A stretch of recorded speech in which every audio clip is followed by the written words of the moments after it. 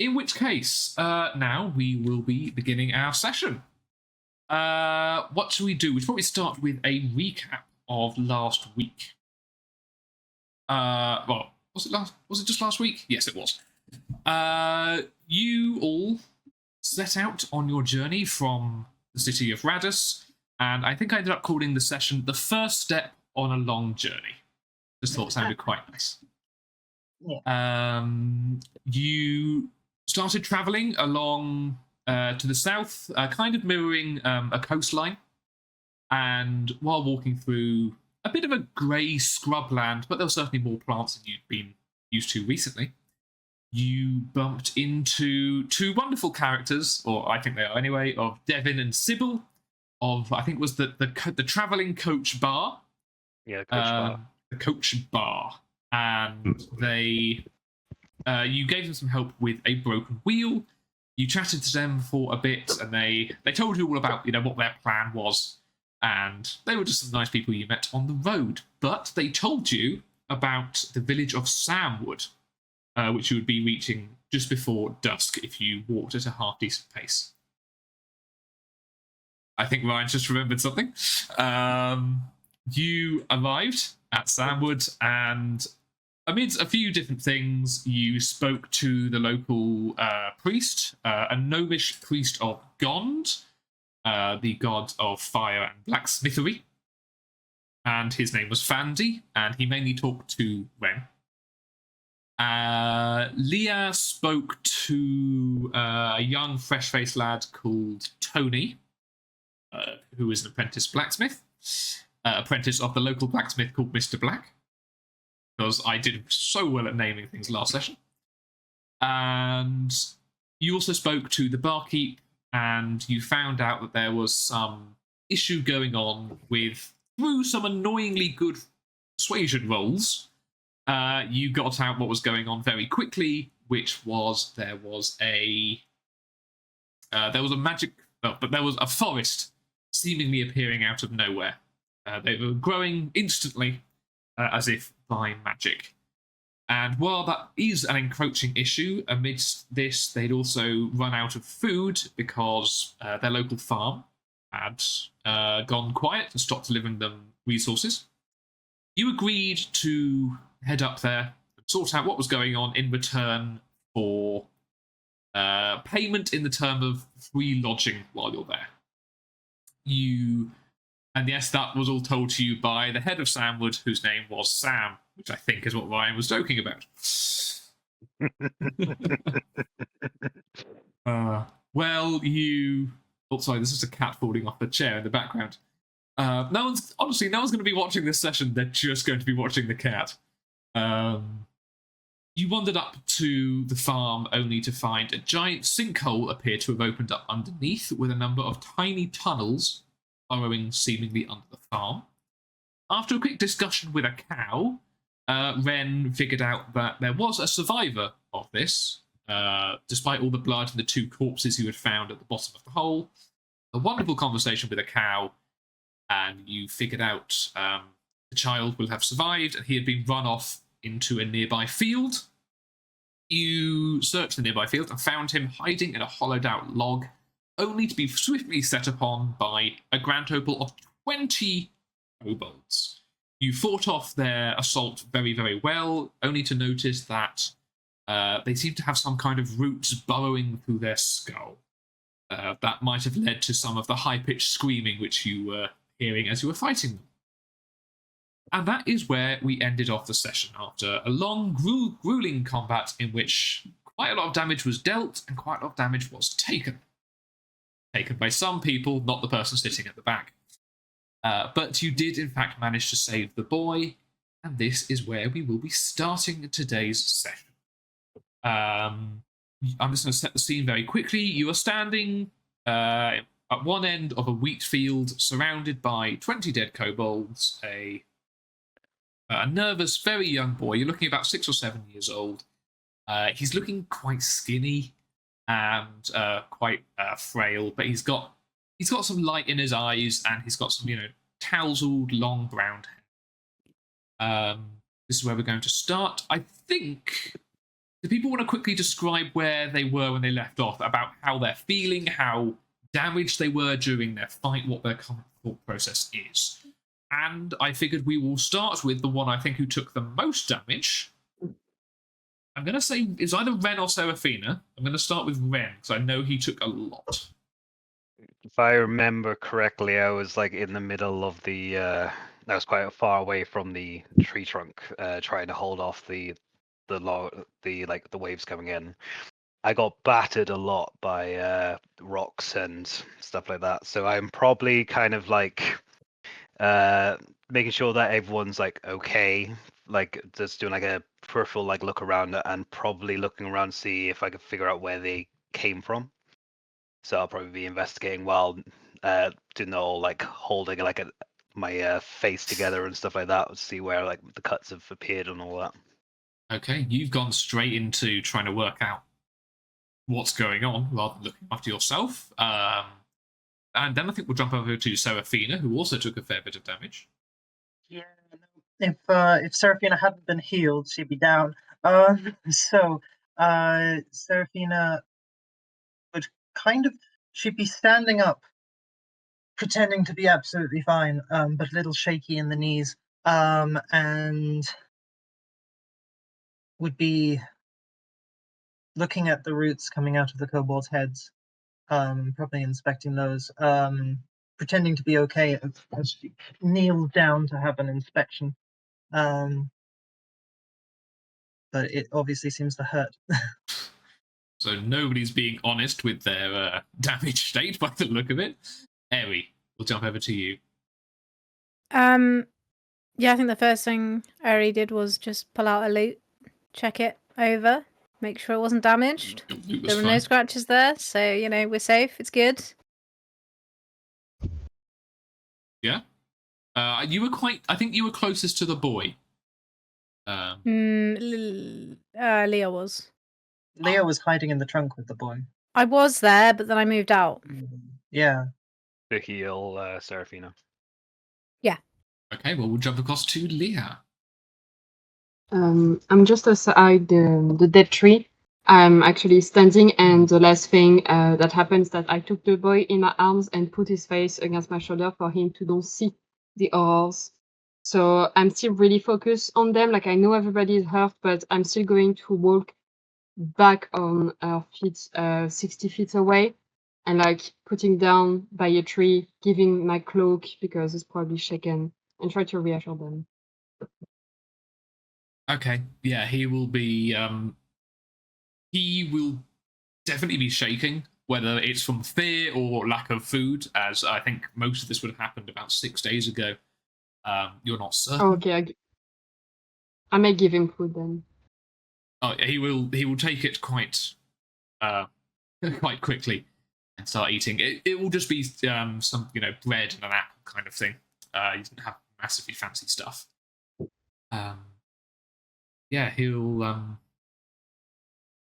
be eating and then he will just stop for a second and not without really looking at you. He'll just go, They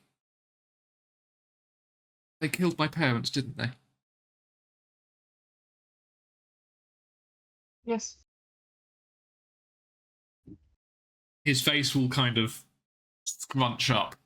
It looks like he's kind of on the verge of tears before he just nods and just goes back to eating. That's quite rough news for a child to hear, but he seemed to already know as well. Is there anything else you would like to say to him? I mean, I think Ren said that he is going to be doing some investigation. Is there anything anyone else would like to be doing? I'll say Leah first, as you're looking after the kid. Yeah, just like stuff like he's going to be okay, that we'll find him a place to stay, he's going to have a roof over his head and food in his plate. The priority for right now is for him to heal, and that would be there for him. He'll sniff again and just go, I'm not old enough to run the farm. I don't know how. I know. And you don't have to. We'll find a solution. They were teaching me, but they didn't let me near the sharp machinery or the tools. Well, they were good parents then.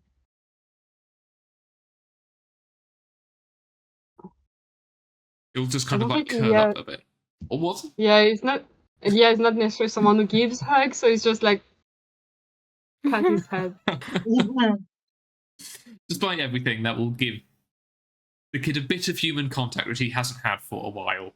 So you get the impression that that was at least appreciated. Calm him a little bit in this very, very tough situation. If you're kind of giving him some platitudes to just keep him calm, keep him looking away from the myriad of bodies. Yeah. I'll probably use my set of cards and use like a feed trip to distract him or something. It's a small distraction, but one he willingly leans into. He's trying not to look around. Although I think, as with many of us, if we're in that situation, there would be a drive for us to look around. Speaking of looking around, Ren, you said you were trying to look around to figure out where they had come from. That is the truth. I would like to give myself guidance beforehand. So this is an investigation check with an additional D4. But that will mean that I pretty much roll flat because my investigation is -1. Nice. And that is a 3. That is a 3. There's a lot of chaos on this field. There's burnt patches where Seraphina's moonbeams... Is it called moonbeams? Or moonlight? Yeah. Moonbeam. Moonbeam, yeah. Scorched bits of the earth and withered some of the corn in an instant. The pressure from that is incredible. There's blood in a lot of places. You're also really quite injured. As you said, you took some knocks to the head in this. I did, yes. So perhaps even you're more woozy than you kind of realised you were. And just for a second, you are swaying. Yes, I am actually under half at the moment. I'm on 11 hit points. But did I know that anyone else got injured during the fight? Because I was in the thick of it, so... Into the thick of it? If you took a second to look around, you would definitely see an injured Seraphina. Cool. Could I go over and tap his shoulder and give her 10 points of my lay on hands healing? If Seraphina would like to accept it. Can Seraphina not accept it? What I don't happens if know. Seraphina doesn't accept it? I have no idea. No one has ever posed it like that before, so let me just have a quick check. It's one time I don't get my Well, palms off. given the fight, I was just thinking, like, if Seraphina doesn't want, someone to come up and, lay a hand on their shoulder, then they don't have to accept it. Yeah, but to be fair, if he's coming from behind and just putting a hand on my shoulder, I can't really stop him. Yeah, it Until doesn't he's say put a anything hand on my about shoulder. accepting it or not. It's just No, I says just think that would you like to touch him. flinch away or anything like that? I'm giving you the opportunity to say no. I think that Seraphina would flinch away, but it's perfectly fine if he does heal her in the process, but she won't be trying Yeah, to you'll accept. flinch away as like, sorry, I have to, and then I'll proper go for it, and then I'll give you the 10 points of healing, and then I'll go over and give the other Let's 10 say- to, I think, Eri took damage as well. Yeah, but you healed me already, didn't you? I think I said it at the end of the session I was going to give you 10, but I don't know if anyone actually registered it, so I'll give you the 10 now. I'm out of lay on hands healing. Okay. And I'll probably slump towards the tree for a breather while everyone else is running around. The tree is made to be a seat, and so it's perfectly seat height. Cool. He won't say anything else other than that bit. He'll just be like, he'll do the tap, then he'll slump and be like, oh, while holding his face. Okay. Seraphina. Yes. So Seraphina will be like get touched and be like, but kneeling down. So wasn't able to get away from the healing, and so she'll be she'll be kind of lifting up one of the heads of the kobold, and looking at the root that is buried in its skull, and she kind of wants to know, kind of the biological attachment and how and how it looks like it is welded into the skull of the kobold. She's very good with medicine and stuff like that. So that was kind of my thought process, is that if it was something to do with the actual kind of biology of it, she I'd be might happy into with a that. medicine check. I can see the reason for that. Thank you. That's my highest one. It would have come down to medicine or nature with this kind of investigation. So Yeah, but nature is quite low, whereas my medicine is quite high. So I feel like she'd be doing it through trying to look at the health idea of it. 16. 16, that's fine. You have a few of these bodies around you, and you're going to have to be a bit hands-on with this investigation. You're going to have to like poke and wiggle some of the roots that are coming out. You're not quite cracking open their heads, unless you want to. Yeah, Seraphina would. They're dead. Yeah, okay. You use part of your scythe to crack open a bit of this dead kobold skull, and you do see inside a bit of a grey, manky brain. But you see running throughout is there do appear to be roots growing directly out of the brain itself. It's hardwired.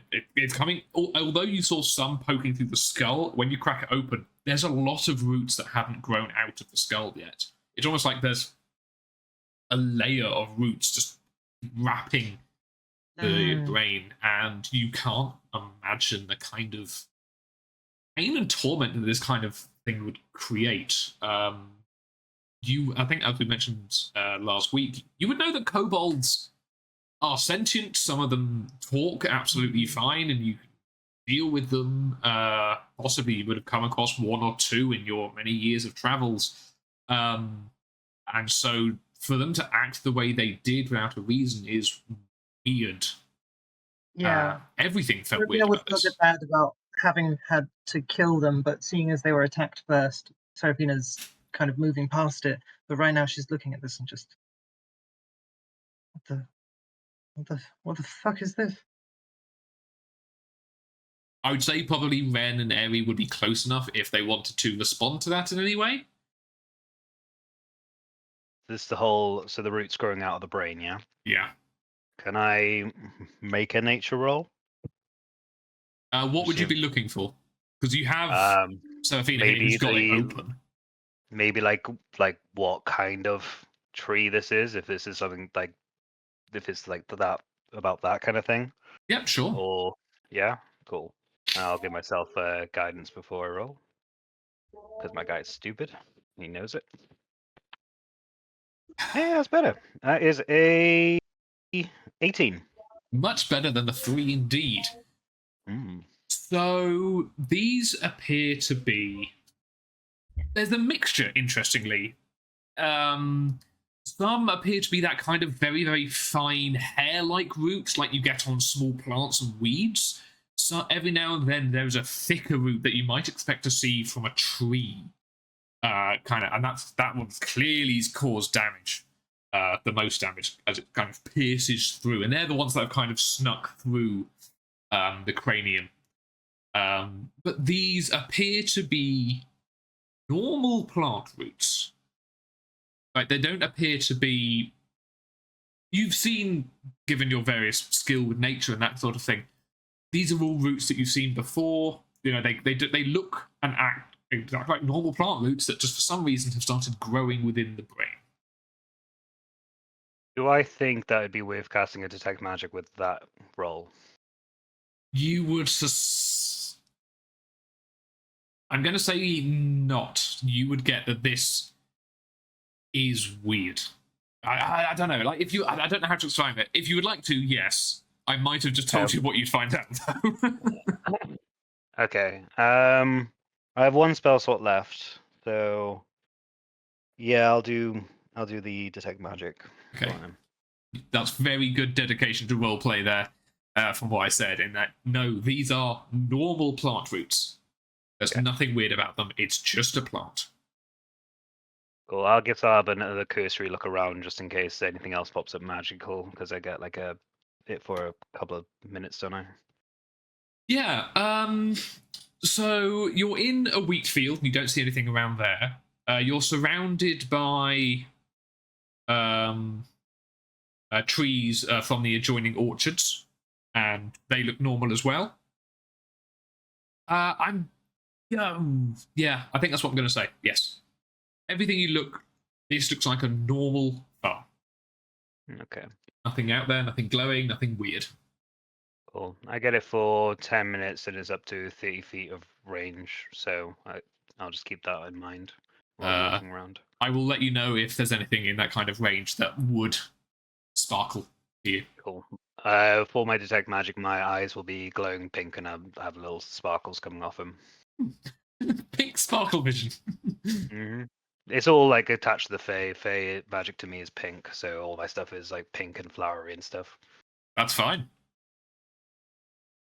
Can I But yeah. ask, like, can you like see like with detect magic? Can you see like magic on people and stuff like that as well? Yes, you would be able to. I didn't mention the fact that the chalk, for example, would have been glowing that you have in your bag, but I didn't think you could see that. And I would say this was really only working on anything visible, so anything that you would have in your pockets or anything that you have in your bags wouldn't be available to see through this. That's good to know. I think actually it's unless it's protected by a inch of metal, you would actually be able to see it. It would penetrate those barriers. I just double checked it. It would, Stone or an okay. inch of metal. So yes, if there's any magical items in someone's bag, I will be able to see it unless it is encased. Which our chalk is. It came in a little chest. It is, but then you do therefore see something else. Oh. I do. Seraphina.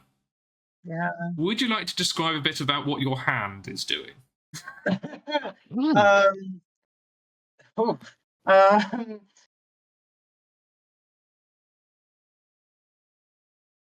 I mean, I wouldn't necessarily know how it would glow. That's fair. Wow. You do, Ren, you see that something, one of Seraphina, left or right, Seraphina? Right. Seraphina's right hand is glowing from under her glove. Is the reason why I didn't think you would see it. Sorry. Oh yeah, it never wears any metal. Never wears any metal. There's always worn gloves. So really? I would know what school of magic it is. If yes, this is it has a faint transmutation aura magic. and transmutation. Okay, cool. So I think the way that I'd play it is I'd look at the brain, do the pink glowy eye thing, notice the hand, look back at the brain, look at the hand, look up at Seraphina, shake his head, and be like, I'm going to sit down. I've been hit in the head too many times today. And I'm just going to play it off that I didn't notice. Okay. But I would have somewhat registered it in my head. Okay. You guys are doing finding out something that possibly didn't need to be found out just now. Okay, you're very good. Honestly, you've done detect magic a couple of times. I didn't think about that before, but you're right. Yeah. That's fine. Eritrea would have just made a small joke about getting to the root of the problem. I love a bit of a graveside comedy. What's it called? Graveside humor. Wonderful. Is there anything else that Eri is doing at the moment? Honestly, just watching what Ren and Seraphina are figuring out. But also I did start playing a little song on the lute just to try and chill the boy out, make sure he's got something to distract him. Can I ask you to do a performance check then? Sure.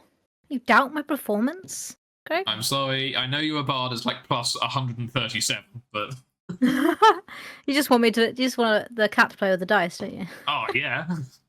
Oh, nice! I just rolled a 19. Which you've got a big plus as well, haven't you? +7 performance. I hate level 4 bards with a +7. Yes, So yeah, I crushed it. between Leah's little card tricks and between Eritrea's lovely plinky plonky music, fantastic description there. The boy does appear to be thoroughly well distracted from his current situation. Given the fact that you've now investigated the bodies, you've investigated the general area, and you seem to be calming down the boy, what would people like to do now? I'm going to start with Leah. I think I would have asked his name if it's okay, just to go back in time. Tally. Ali. Nice to meet you, Ali. Tally. I'm Leah. I'm Tally. I spelled good. My parents made sure I could spell good. Well, at least my name. That's Tally? good. Tally. I wasn't keeping count. There's that +7 performance coming in. It just turns out to just dad jokes. Apparently that's +7 think, performance. I won't go investigate the other. I will wait for the others to come back. Okay, so you're just waiting. Is there anything else anyone else like to do? Well, Seraphina, upon kind of all of this talking with and stuff, would just kind of just say, so it's the plants, they're doing this. The forest over there, it's doing this. Look, there's the roots in the head, and I'm just casually showing the brains of this kobold to people. And yeah, these are the trees. We need to go talk to the trees. Sounds good. But we should take some food back with us first. That was also one of the things they asked us if we could do, because they've run out of food supplies. And there was those hand carts, and I have a good back and forth with one of the beasts of burden we could possibly use as well. That's wonderful. Cool. Nice. Yeah. Is everyone in agreement on that then? Yeah, as much food as we can bring. Yeah, so there's another one of those large, like, two-wheeled hand carts that you can, in fact, if you would like to get... Oh, hang on. You need to cast Talk with Animals to do that, and you've just used your last hand Oh, cart. yeah, I did. So, well, we're friends. I can probably just, like, talk as if I can hear him at this point. So you'd like to do, like, a general animal handling in order to attach him to Yeah. this. Can we have an animal handling check, please? Because I've already spoken to him before, do I get advantage? I will decrease the DC. I won't get to give you advantage. Alright, I I'll think it should be advantage. I'll give myself guidance. And I'm just going to say that while he's doing that, you guys are spending... whoever would like to can spend the time cutting down some of the clean, non-bloodied wheat, getting a load of apples from the orchard. There's even some milk. It smells possibly not the best because it's been out for a few days, but it's still usable. Usable to make cheese if you would like. So you can all pack quite nicely the hand cart with a good amount of food. I got a think I 12 on would've- my animal handling, by the way. 12. So I'm just going to go. You said you got a 12. Yeah, you managed to coax it out quite nicely. You know it likes hay, so perhaps you use some of the hay around to sort it out. Yep, that's absolutely fine. Leah, you were going to say? Just that I don't think I will help with the food because there's the three of them. I'll just focus on the boy. So we went back to the farm, right? So just asking him if you want me to go pick up anything of his belongings because I don't want him to go inside. And I would have done that. He's going to think very hard and just ask, are we coming back here after? Or am I going to have to leave somewhere else? It will be your choice. Right now, I think we're going to take you back to the city to talk about other adults, but it will be your choice. Take anything you want. We have the space. Our paladin is strong. He can carry it. Are you going to let him enter the house, which has got his parents' body in the bottom of the hole? No, okay.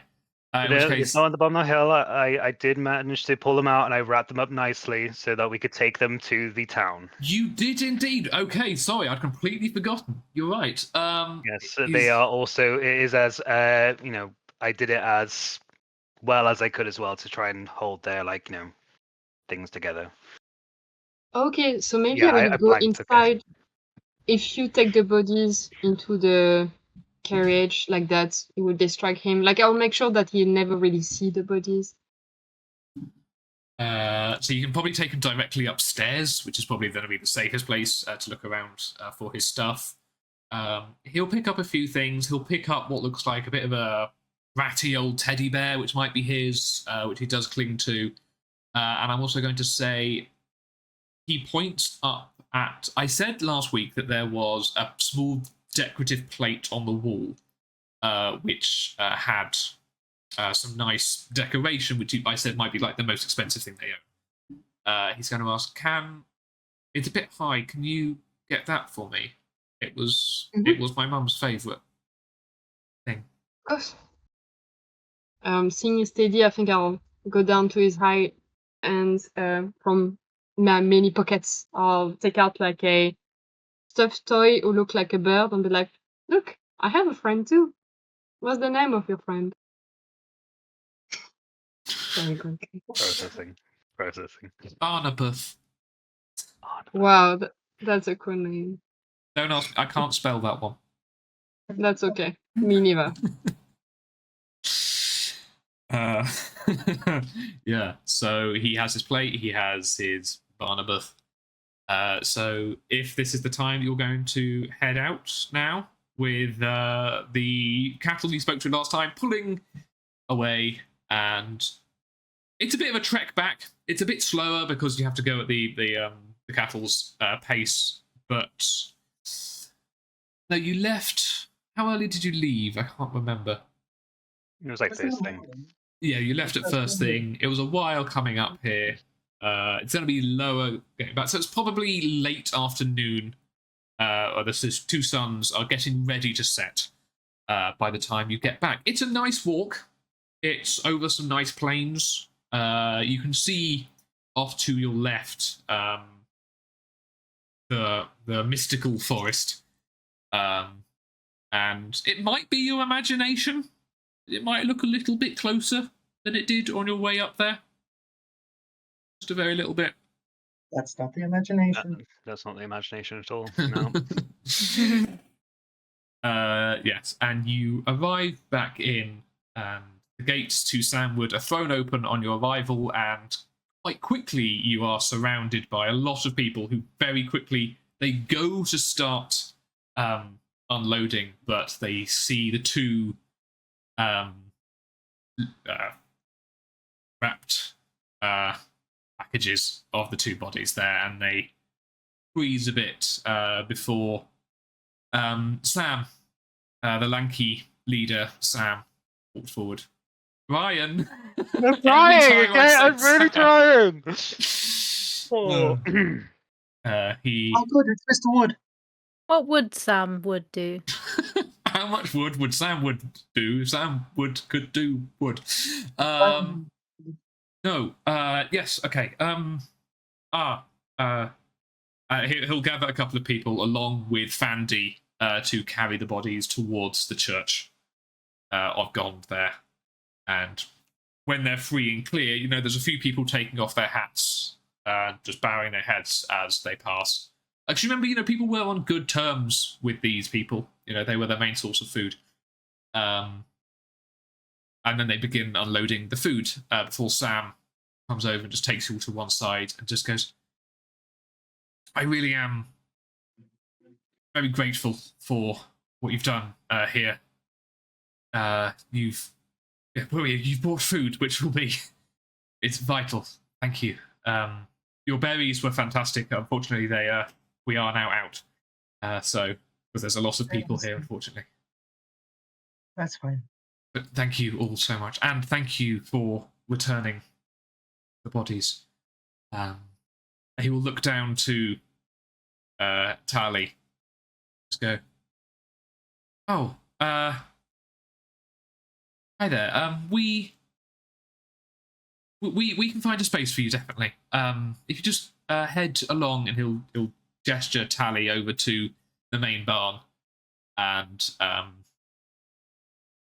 then just turn back to you guys and just say, as promised, we don't have much to pay you with, but one of the houses has been made available. If you would like some private lodgings for free of charge while you stay here, and when we get some alcohol flowing, once we have some, please feel free to make the most of it. May I ask, now that the boy is not here, what happened? Who wants to cover it? Should I try and cover at least I the mean- beginning belt? I mean, you'll probably be the best one at describing. I'll just say that there's little shites with tree heads. Yeah, okay, that makes sense. That makes sense. Okay, so Sam, when we got to your, the farm, we didn't notice anything out of the ordinary initially when we got there. Everything seemed to be growing fine. The hand carts were there and everything. On further inspection into the house, a giant sinkhole has opened up underneath the house, and in that sinkhole, about 20, was it 20? About Yep. 20 kobolds.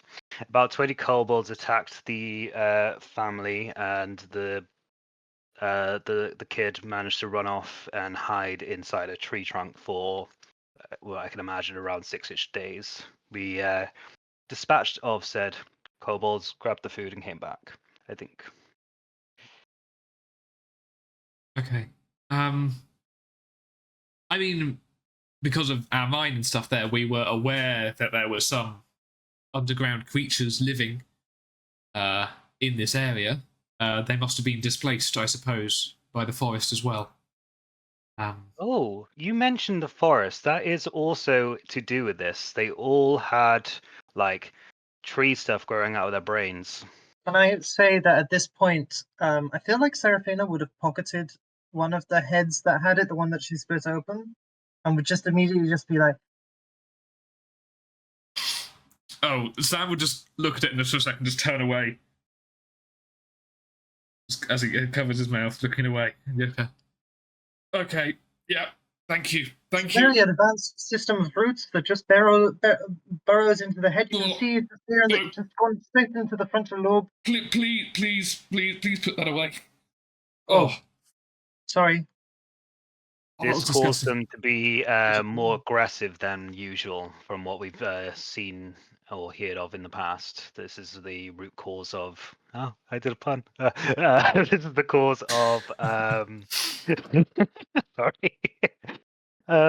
This was the cause of them attack. Oh, thank you. This was the reason why they attacked, was because of this seeded problem in their head, kind of thing, and obviously the them causing a sinkhole. It would probably be advisory to investigate the mines, or at least talk to the trees to see what is going on. The forest seems bigger now than it did when we left this morning. Yeah, I think they found something down there, and it just went, and now it's like that. That's my guess on the situation. So you think this is not just a problem for the local environment? This can actually hurt people as well. Mm. Yes, entirely. I mean, look at this. You could get this. I could just show the brain again. Like, imagine that in your skull. I really That's not don't want to. But if this is a danger for all of us, then I don't know what to do. There have been a fair few more trees growing today. It is definitely a bit closer. And if it doesn't stop growing, then this is going to be all of the town. I really don't want to think about that, but I have to, as the Sam of Samwood. What would Samwood do? I need to get the food and everything sorted. If you are going to be using the house we're providing as a base for investigating the woods, if you can, please find out what is doing this and stopping it, because otherwise we're going to have to basically evacuate this entire town. I'd say if we all, if you give us the night just to recover from everything we've done today, we can go first thing tomorrow and speak with the trees, see what's happening there, and also be ready in case anything terrible happens. But you just think about the food right now, and maybe about how you're going to send more people to that farm and the succession, and how you're going to sustainably do that. If you need a hand, I'm a good farm hand, but it just We but will we'll sort this out. I think I don't speak for my. we'll definitely need to send some people up there to start working the farm again. But yeah, we will discuss that. Please, yes, take whatever time, and you have everything that we have now. You've bought us time with this food.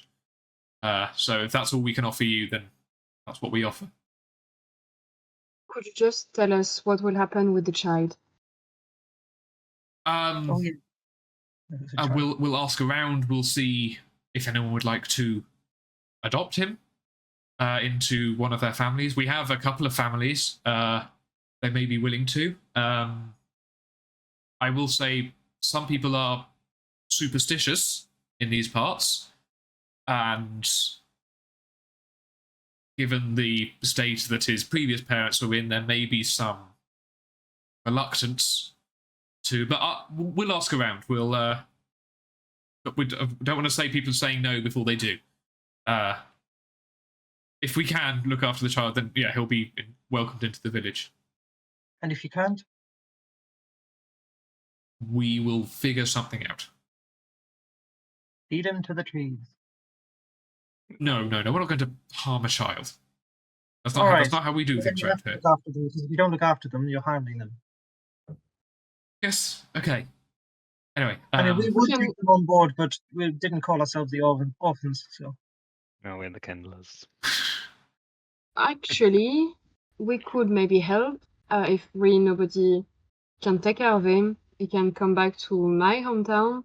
That is where we're going next. Yeah. Yeah. So, if you guys can't find anything, let us know before we leave, and we can offer them a better life. If not, that would be interesting. Is an adventuring group a place for a child? well, we won't be. No. It won't be a permanent adventure. We will No. be Just for a few escorting them days. to the next city. Yeah. We'll see. We'll ask around and see who's willing to take him in first. Okay. Okay. Well, thank you. Thank you. I'll leave you to your yourselves. And he's not really sure how to finish the conversation. He will hurry off towards the main barn where the majority of the food has now been taken. The cattle has been taken off to one side. It's just been tied to a hitching post for now, and it's just munching on a little bit of sods of grass which are around. I will probably go give him a stroke before going to our accommodation to full on pass out in bed because he is. I'm dying. Okay. I've had this open gash on my head the whole time throughout all these conversations. Like, I need to sleep. Yeah, there was probably some trepidation about when you guys came back looking as beaten up as you did. So you can. I'm going to say, Ren, you are pointed towards the house which has been provided. It's a very simple, basically one room upstairs, one room downstairs. It's not massive, but there is enough room for 4 beds have been put into the upstairs room. They're old and rickety, but they're proper bed frames. They have, I'm going to call them mattresses. You know, they're not feather filled or anything. They're probably stuffed with hay, but they're more comfortable than what you were on before. And you're off the ground, which is something. I'll probably still roll out my bedroll and use that on top of it. Not a bad idea, honestly. And you straight up pass out. That's fine. What would the other 3 of you like to do? Feel pretty okay. So before leaving, I will probably, because I still have my connection with Eri and with the child, so just say to Tally, in case he looks worried in this crowd, saying where we're going, that it's a safe place if he wants to go there. And then once in the house, probably prep some meals for the others, like try to make myself useful. Okay, yeah, you can throw something together in the small kitchen there. There's room for a fire with some firewood, so it's quite easy. If you wanted to heat something up, you can do, and you can cook up some of the rations that you have. That's fine. I would say that if, I wanted to, Seraphina would be going towards bed and then seeing that Leo was sharing rations and cooking. There's like a dining table if you want to sit and wait at that. It's just a table with a couple of rickety stools next to it, but it's something. Yeah. But I will serve the food. Okay. And then I'll ask Eri. Yeah. I think I would have literally just gone along to help Leo, to be honest. Yeah, okay, so the two of you are cooking meals. Seraphina is waiting to be fed, and Ren is asleep upstairs. It takes not too long to cook, but you can. There's some wooden bowls that you can serve things in, which are serviceable enough. So if there's any conversation you would like to have, go ahead. I think you just discover a new side of Leah who's like, apparently I decided now, a good cook, and every time you do something, it's just like, maybe put more. Ooh, that's a lot of salt. Like just like commenting on what you're doing. I love it. Yeah, that's good. Can I ask you to roll? I think cooking's probably closest to survival. I think that's probably the best because there just isn't much good like cooking skills. But I know that kind of thing tends to roll off survival. It'll be your knowledge on like how long to cook something for, and then your expertise or anything in that would be to how to cook it perfectly well, for example. I feel like sleight of hand can be made a good argument for as well. I think Eri would be watching this happening as well and just smiling to herself. I rolled a 15, but I did a psychic dice because it's the end of the day, and I see that Eri is doing like some chaotic things, so I'm just like, yeah, I'm going to ask for some help. And so it's a 17. 17. You don't have much to work with, but what you have turns out pretty nice. You know, there is just enough salt. You're able to scoop out some of the bits that was put on too much, for example. And so you have a reasonably decent meal with some flavour in it. Oh, thanks. Yummy. Doesn't look half bad. Okay. Little chewy. So Seraphina. Is there any conversations people would like to have? You've got some privacy here. While in the main barn, you're kind of open to everything. You can hear the blacksmith, beating some metal outside, and there's a bit more laughter. Don't laugh at beating some metal, guys. And every now and then you can hear a quite loud, raucous laugh, which you can match to Devin and Sybil, as they were, in fact, still there as well. They didn't come and get involved in the big hubbub with the food, but you can hear their voices echoing throughout the town.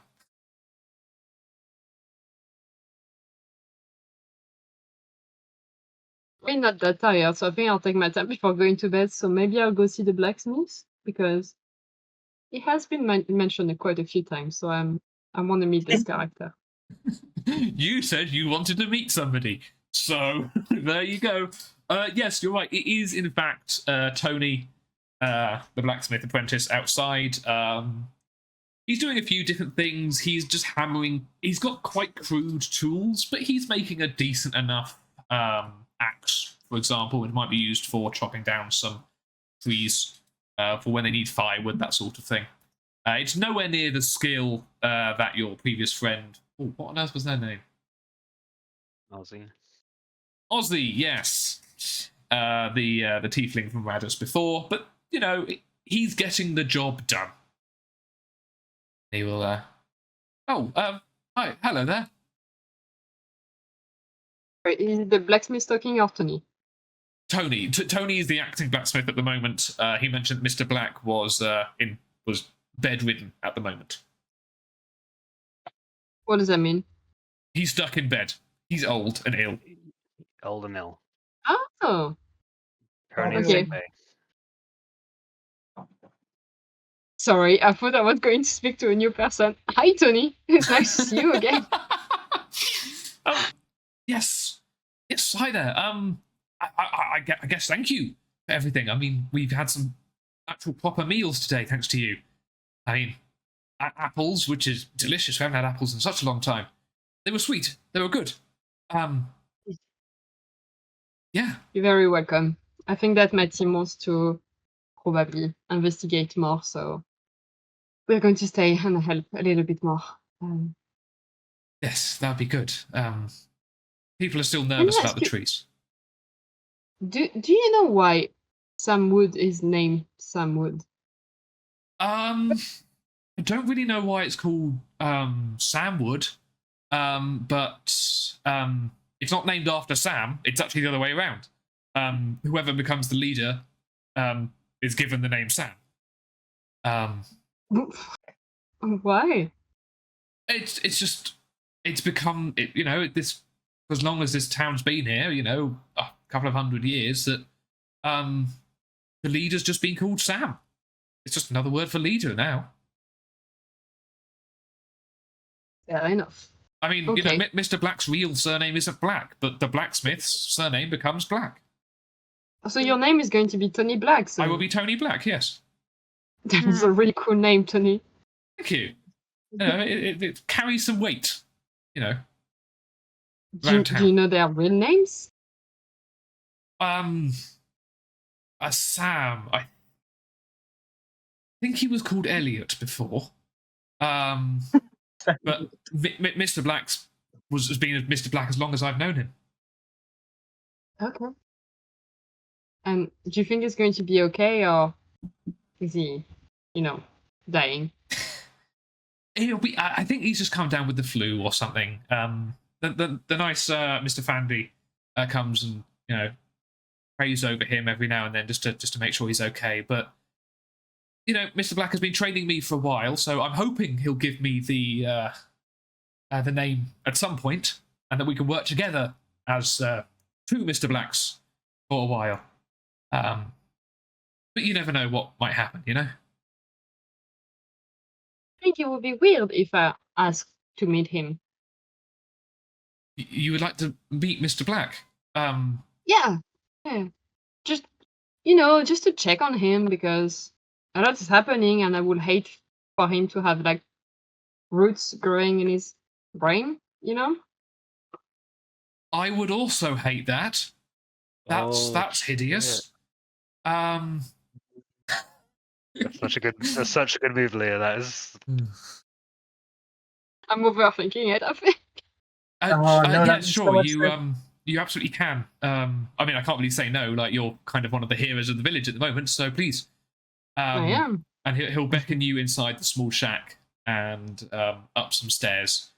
And in the corner there is an old man curled up in bed, kind of wheezing and hacking with that kind of classic hacking old man cough. Is there some water that I could pour in a glass to bring him? Oh yeah, there'll be one not too far which you can hand to him. He'll reach out and take one with a bit of a shake in his hand. Just be like, "Thank you, thank you." Yes. I don't know if you heard of what's happening in the village as you've been sick. I was bought some food which we haven't had in some time, and I am guessing you're one of the adventurers we have to thank for that. Yes, I am indeed. Thank you.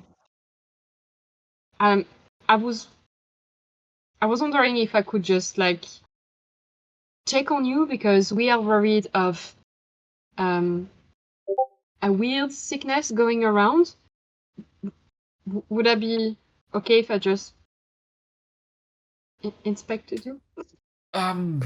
Sure. I mean, I have been checked by a doctor. Fandy gives me a check. I'm not really a doctor, but Fandy gives me a check over. But if you would like to, yes. So I am not a spell caster. I just realized that. What would I roll, Greg, to Medicine. notice if there's? You just have to do a medicine check to see, what kind of thing is causing this. Okay. And I would also like a description, maybe once you've rolled, about how you are doing this. Are you like getting hands-on with this old frail old man, or Crack his head open. Look at his brain. I think like with his consent, I will look closer into like his eyes, like opening wider, looking in his ears. I burn a die, so that's a 11. 11? You check him over. You look into his eyes. His eyes are kind of old and watery, and he gives you a bit of a blinky look back, and you check in his ears, and just for a second, 'cause he's quite old, he's got white hair. You see these white tendrils coming out his ears, and you just realise, just for a second, it's roots, but then it's like old man ear fuzz. He's got some coming out his nose as well. Looking over him, he's actually, you can tell he's got some muscle on him, having been a blacksmith for his life. But you can also tell you can see some ribs poking through in the fact that he's just a really ill man at the moment. You do not get any indication that this is from anything else. Okay. One last question. Like, do you feel any urges to like break everything around you and kill people? That's a hell of a question to ask. Check if got rabies. I mean, no, not really. I mean, I'm feeling a bit pent up because I've been stuck up here. I can't get down to the forge as easily, but Mr. Tony here has been holding down the fort well, I hear, and he's been working very well on the new little project that's going on, so yeah, that's fine. No, I don't want to kill anybody. To hear that, please come and tell us if it changes. Can I do just an inside check before I leave? Yes, you may. Yes, you may. You may inside check me. I'm okay with it. It's only 8. It's only an 8. I'm telling the truth because I'm an old man. I mean, if you get consent, do you get advantage? Stop trying to get advantage. For fuck's sake, you'll get it at some point. Yeah. I will stop bothering you now, and I will let you rest. But please do let us know if you have any more information about the situation. Of course, yeah. Tony will see you out. Yeah. And he then kind of like lies back down, just like curls up a bit. And Tony would just be like, yeah, come on. Interesting questions for an old man, I'm not going to lie. But thank you for checking on him, I guess. You're very welcome. Yeah. I'll probably see you later. Yes, okay, I'll be here working. Goodbye, new friend. Bye. You apparently just have an effect on blacksmiths. I do, yeah. So that was Leah's thing. Ren is sleeping. Eri and Sarah, Fina. I would have gone straight to sleep. I would have gone to sleep unless Eri stopped me. But Oh, like with the lure of alcohol, maybe. I don't know if we have alcohol. There's a bar, right? Yeah, There but is this the is coach bar at the moment as well. That is still in town. Coach yeah. bar. I mean, sorry. To the coach bar. Let's go. Oh, yeah. Okay, let's go to the coach bar. Okay, Sick. you are heading over to see Devon and Sybil at the coach bar. You just kind of follow the voices, and you find them quite easily. They're sitting down on their own bar stools. The side of the coach is open, and there's a few glasses on some of the tables. They're just wiping them up with a few rags, and they're just chatting nicely to each other. They see you approach, be like, "Oh, what were their voices?" Very happy-go-lucky. Oh, you're right, Pet. I'm How are you in doing? Western. I've got. No, they were northern, weren't they? You're right, Pet. Can I offer you something then? Drinks. Oh please. yeah. Drinks. Well, What do you want? What would you like? That's what I meant to ask. What do you want? Yeah. I mean, I was asking her, but yeah, sure. Mead. Mead. We have got mead. Although I bet this town is doing very good at taking over some of that supply, but we've got some good mead here. Yes. And they'll pour a couple of mugs for you, and be like, set them down. It's like, and voila. Voila. Voila. That in the What bar language business. is that? I don't know. It's just something that they say in the bar business. In the bar business. Yes. Isn't that what the sheep are into? Hey, very good. So, how's your time been then here? Oh, we only came for the drinks, not the talk. But yeah, so, That's fine. That's fine. But If you want to, awkward. we're just here. I know it's just very tired. But I mean, yeah, we fought off some little lizard shits and eventful. Eventful, wonderful. Well, sounds like you're full of stories, which is just what you want to have in a bar. And a Sure. bard. I mean, it's fine. We can.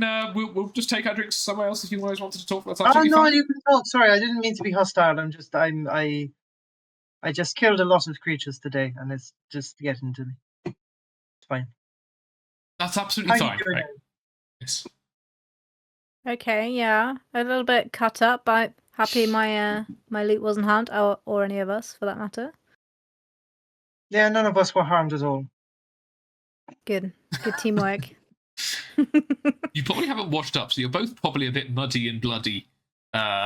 So they just look you up and down, raise an eyebrow at each other. It's like, wonderful. Yeah, we're looking pretty good. Can I ask you, Greg? Does the kobold brain look edible? I literally knew you were going to ask this at some Oh, point because you no. ate the last brain. No, it doesn't. Oh, okay. Then Serafina wouldn't eat it. Good. I will ask of every brain. Okay. Is that all you two wanted to do? Was go and have a drink? Yeah, and then off to bed. Then off to bed. Yeah. Cheery, cheery. Serafina doesn't have a lot to say because she just wanted alcohol. Yeah. you got it's been a plenty rough, of I think it's been a rough day as well. We needed the just quiet and some drinks. Wonderful. Well, the two barkeeps will notice your need for quiet. Just take their seats just round to the other side of the bar. You can still hear them talking from the other side of the coach, but they're at least just leaving you alone. Yeah. So if you guys wish to head off to bed, that's absolutely fine. So 3 of you are heading off to bed. Leah, you're leaving the blacksmith. Is there anything you wanted to do? Because you're the only one who's up and awake. No. I'll go to bed. No, you are heading to bed as well. Okay, that is perfect. You all fall into these roughshod beds. Bit makeshift. But they're comfortable enough, and after a long, tiring day, you do in fact fall asleep heavily until wee hours, or actually...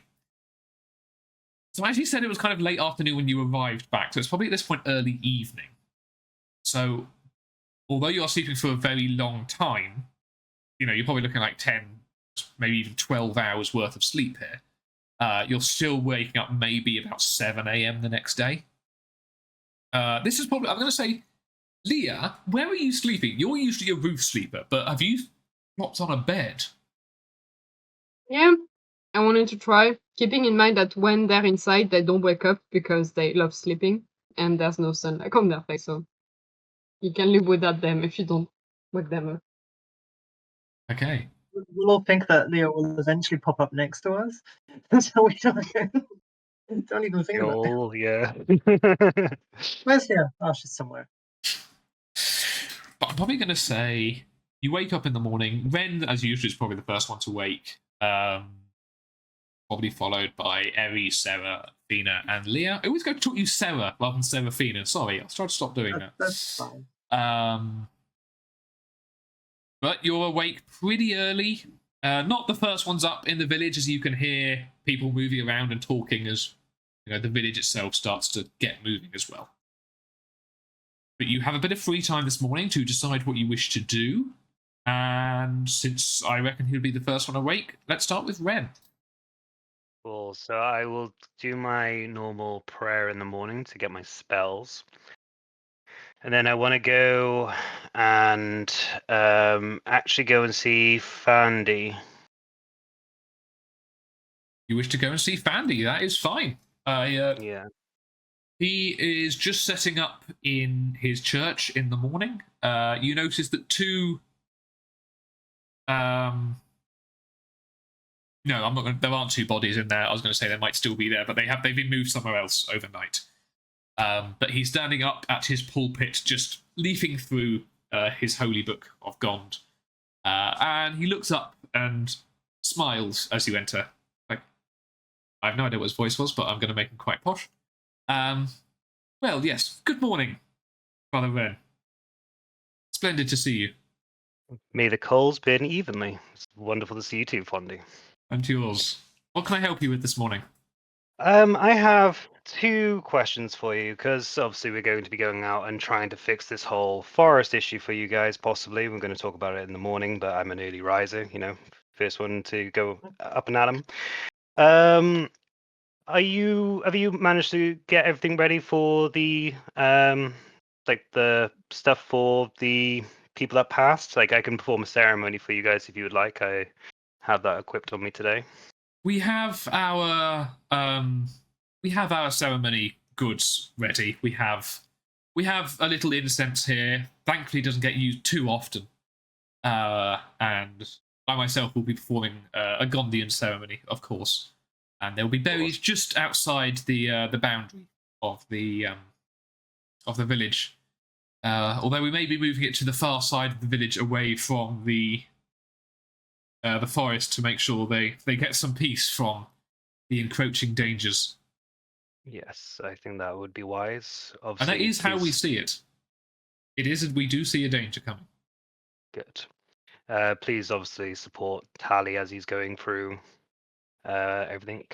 The second thing I have to ask you is there anyone in the village that is currently afflicted with a disease of some kind?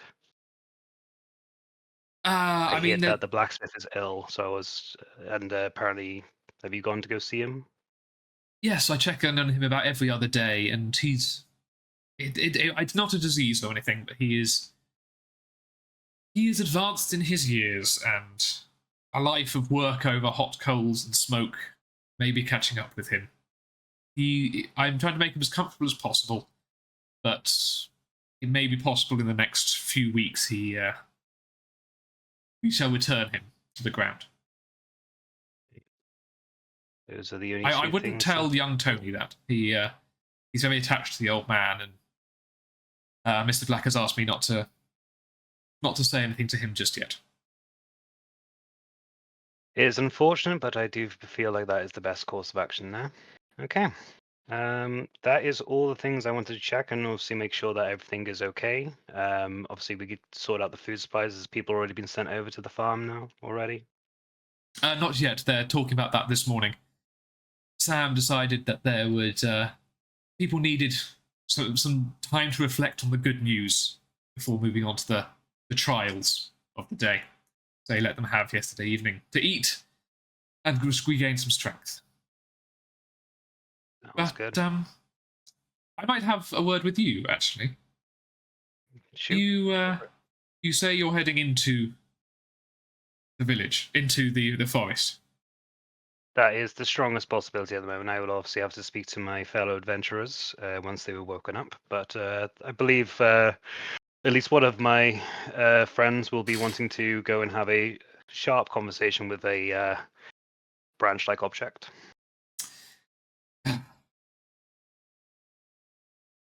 Well, firstly, the most obvious thing I would ask you is that we have hunters who left, who are usual explorers and investigators, into the few times we need things investigating, and they went into the forest not that long ago, and I would definitely ask you to try and find them. As part of my own flock, then I need to look after them and make sure they are okay. But he'll kind of beckon you to one of the pews and sits down. And I do worry about this approaching forest. It doesn't feel right. This is not the way things should work. And I fear other hands at work, perhaps. I can definitely see that there's something going on. When we inspected the corpses of the kobolds, we did notice there was like they were sprouting stuff out of the brain, kind of like all this tree stuff. When I inspected it fully, it's nothing by magical means, but I do feel like there is a perpetrator or some description. Has anyone noticed anything in the mines over the last like couple of weeks? Maybe an object or some kind of new discovery that might have caused something, a cave in, anything really, so we have something more to go off. There was one thing, actually. If I would... Yes, okay. I hadn't really thought about it. We usually just get, the usual minerals out of the ground. We get the iron, we get the copper, the bronze and such. But we did come across a small vein of thunderstone.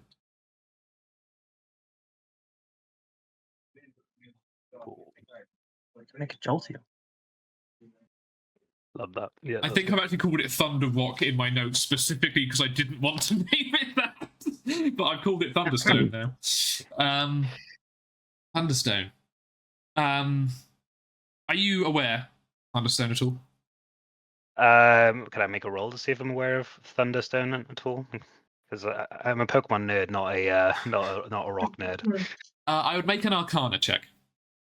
Oh, okay, I'm gonna give myself guidance because I know I suck at intelligence-based things, and I missed the bloody thing. I do not know anything about Thunder Rock or Stone at all. That is I rolled a 2, -1, +1 for a guidance, so 2. Okay. Thunderstone, also sometimes known as Thunder Rock, is some naturally occurring magical element that you find in veins throughout the underground. It's very rare to find them, but we appear to have hit upon a small one. In fact, I actually have a little here, because it was when we investigated, the first bit of ore was, of course, offered to Gond.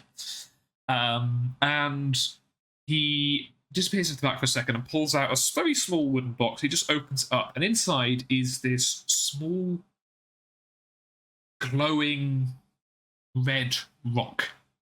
It looks a bit like solidified magma, if you can imagine like that. So it's lots of reds and oranges are flowing throughout with a kind of a black, semi-solid crust that you might get on flowing magma.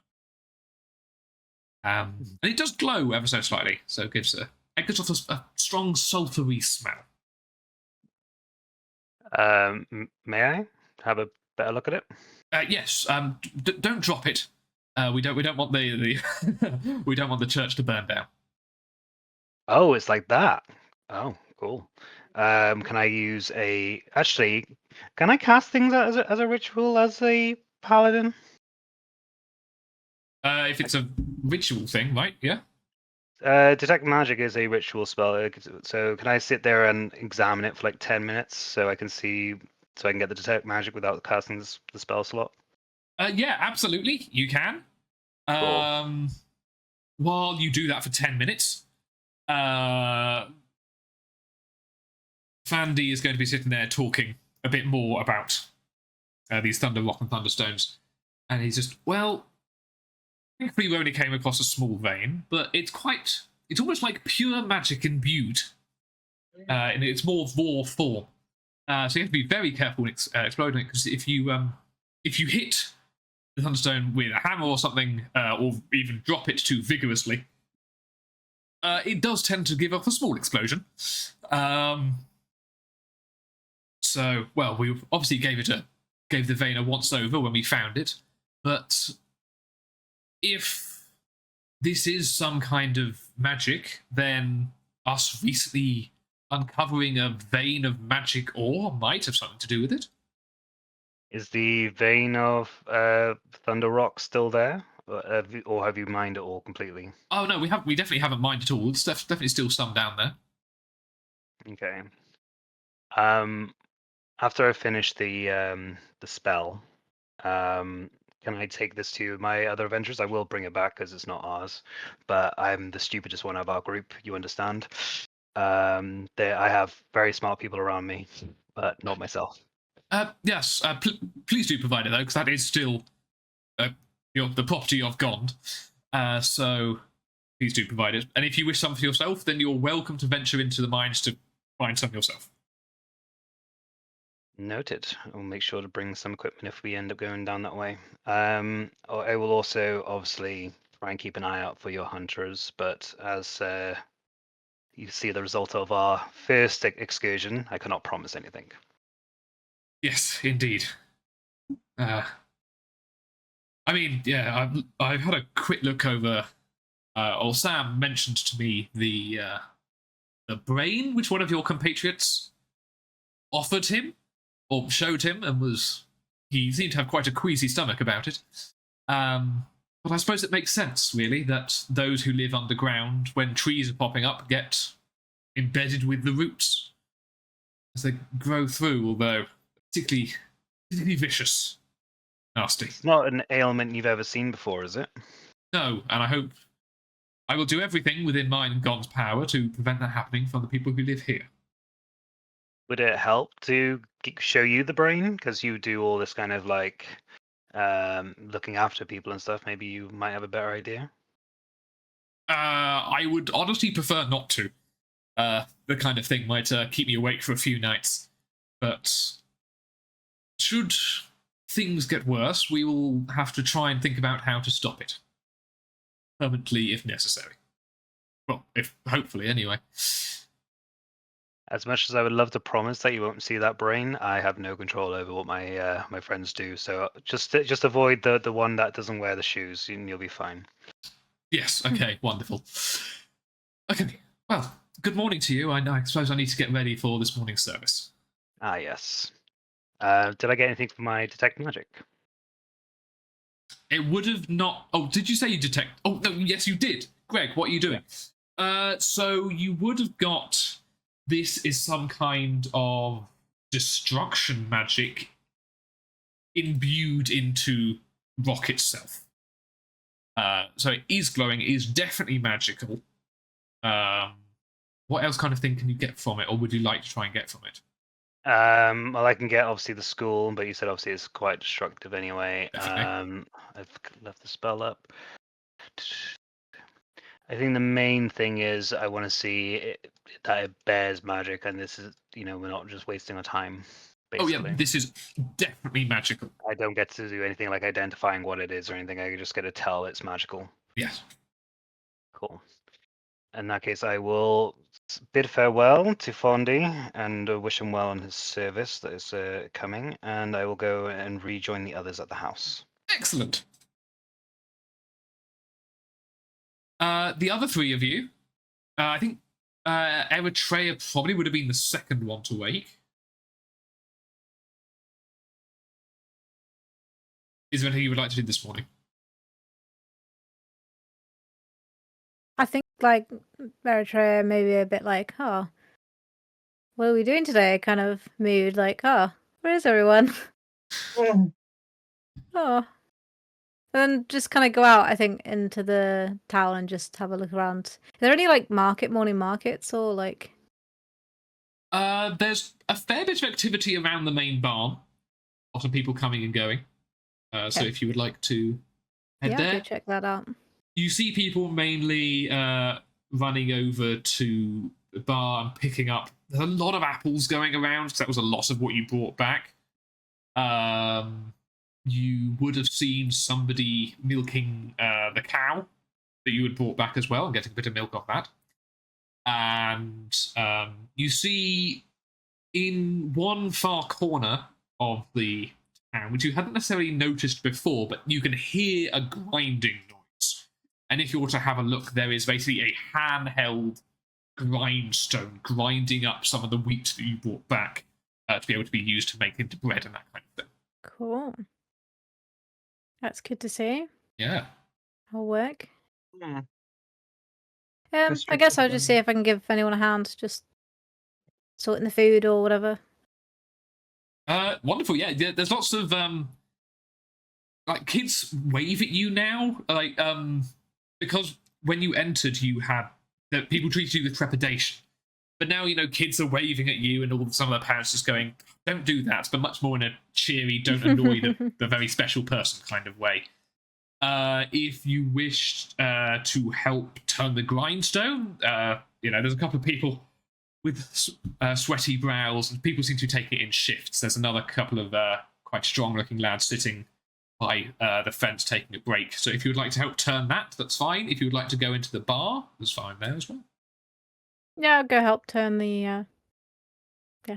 Wonderful. You also see a few people suddenly, as this lady walks up, they're suddenly, pushing themselves up, trying to look a bit stronger and pushing extra hard as you come along. And they try and engage you in a bit of friendly morning conversation. That's nice. Okay. Wonderful. Serafina, since Leah said they'll wake up last, you are coming up third. Yeah, so Serafina she'd wake up, think through kind of the spells to prepare in the morning. She doesn't read from anything, she doesn't write down the spells because it's druidic spells. So I'd imagine instead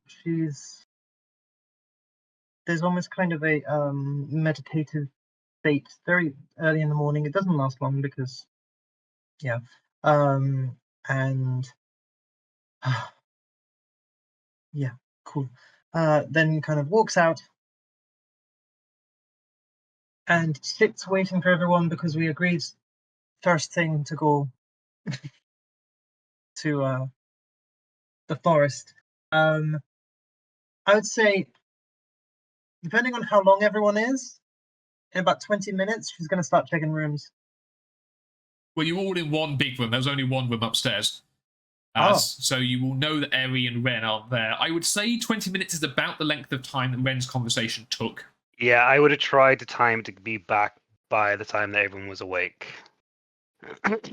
So Ren will be arriving towards the end of this. Eritrea, how long... In fact, can you roll a strength check? Because this is going to be how long you can essentially... No! But No, I can't! For every +7, you also have a -7.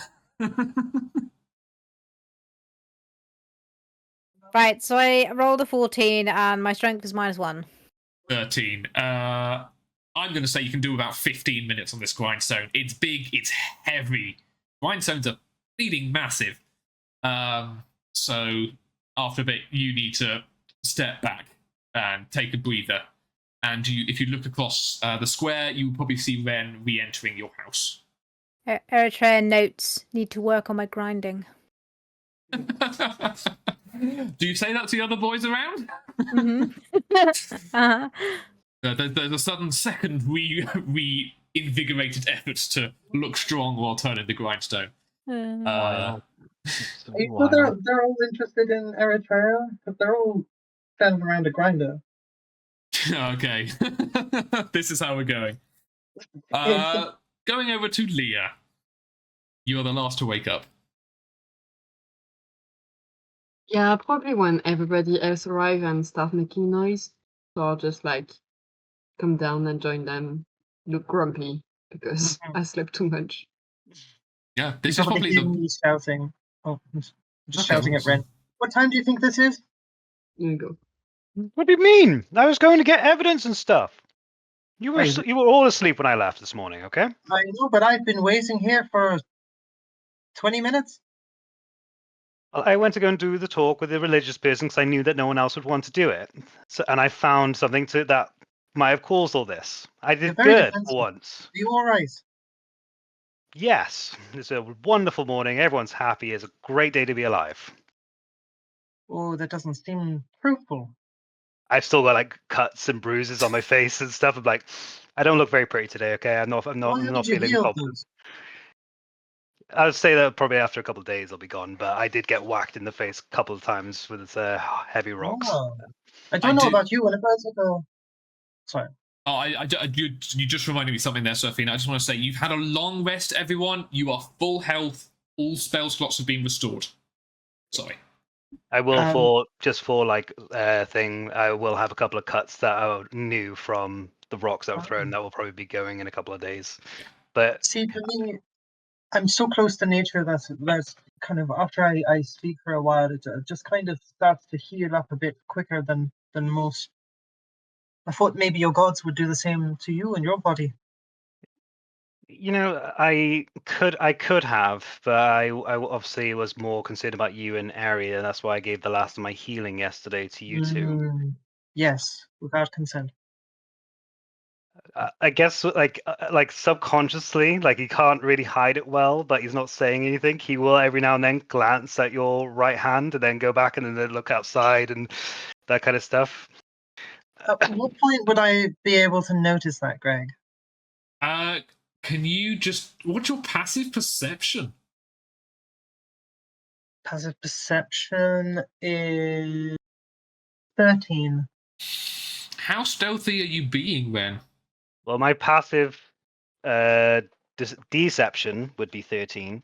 But I would say that he's trying not to make a thing of it, so it'll be more like glances. He won't be like turning his whole head or anything like that, because obviously, like it's one of those things where like they haven't said anything about that, so that is not a subject to touch. So he's trying to, but he's curious about magic. He always has been from like session 1. So like every now and then he will glance and then look back and be like, yeah, so yeah, I found this and that kind of stuff, I will say then, Seraphina, honestly, how much do you pay attention to like the little movements that people do?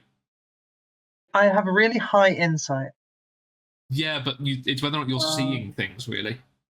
True.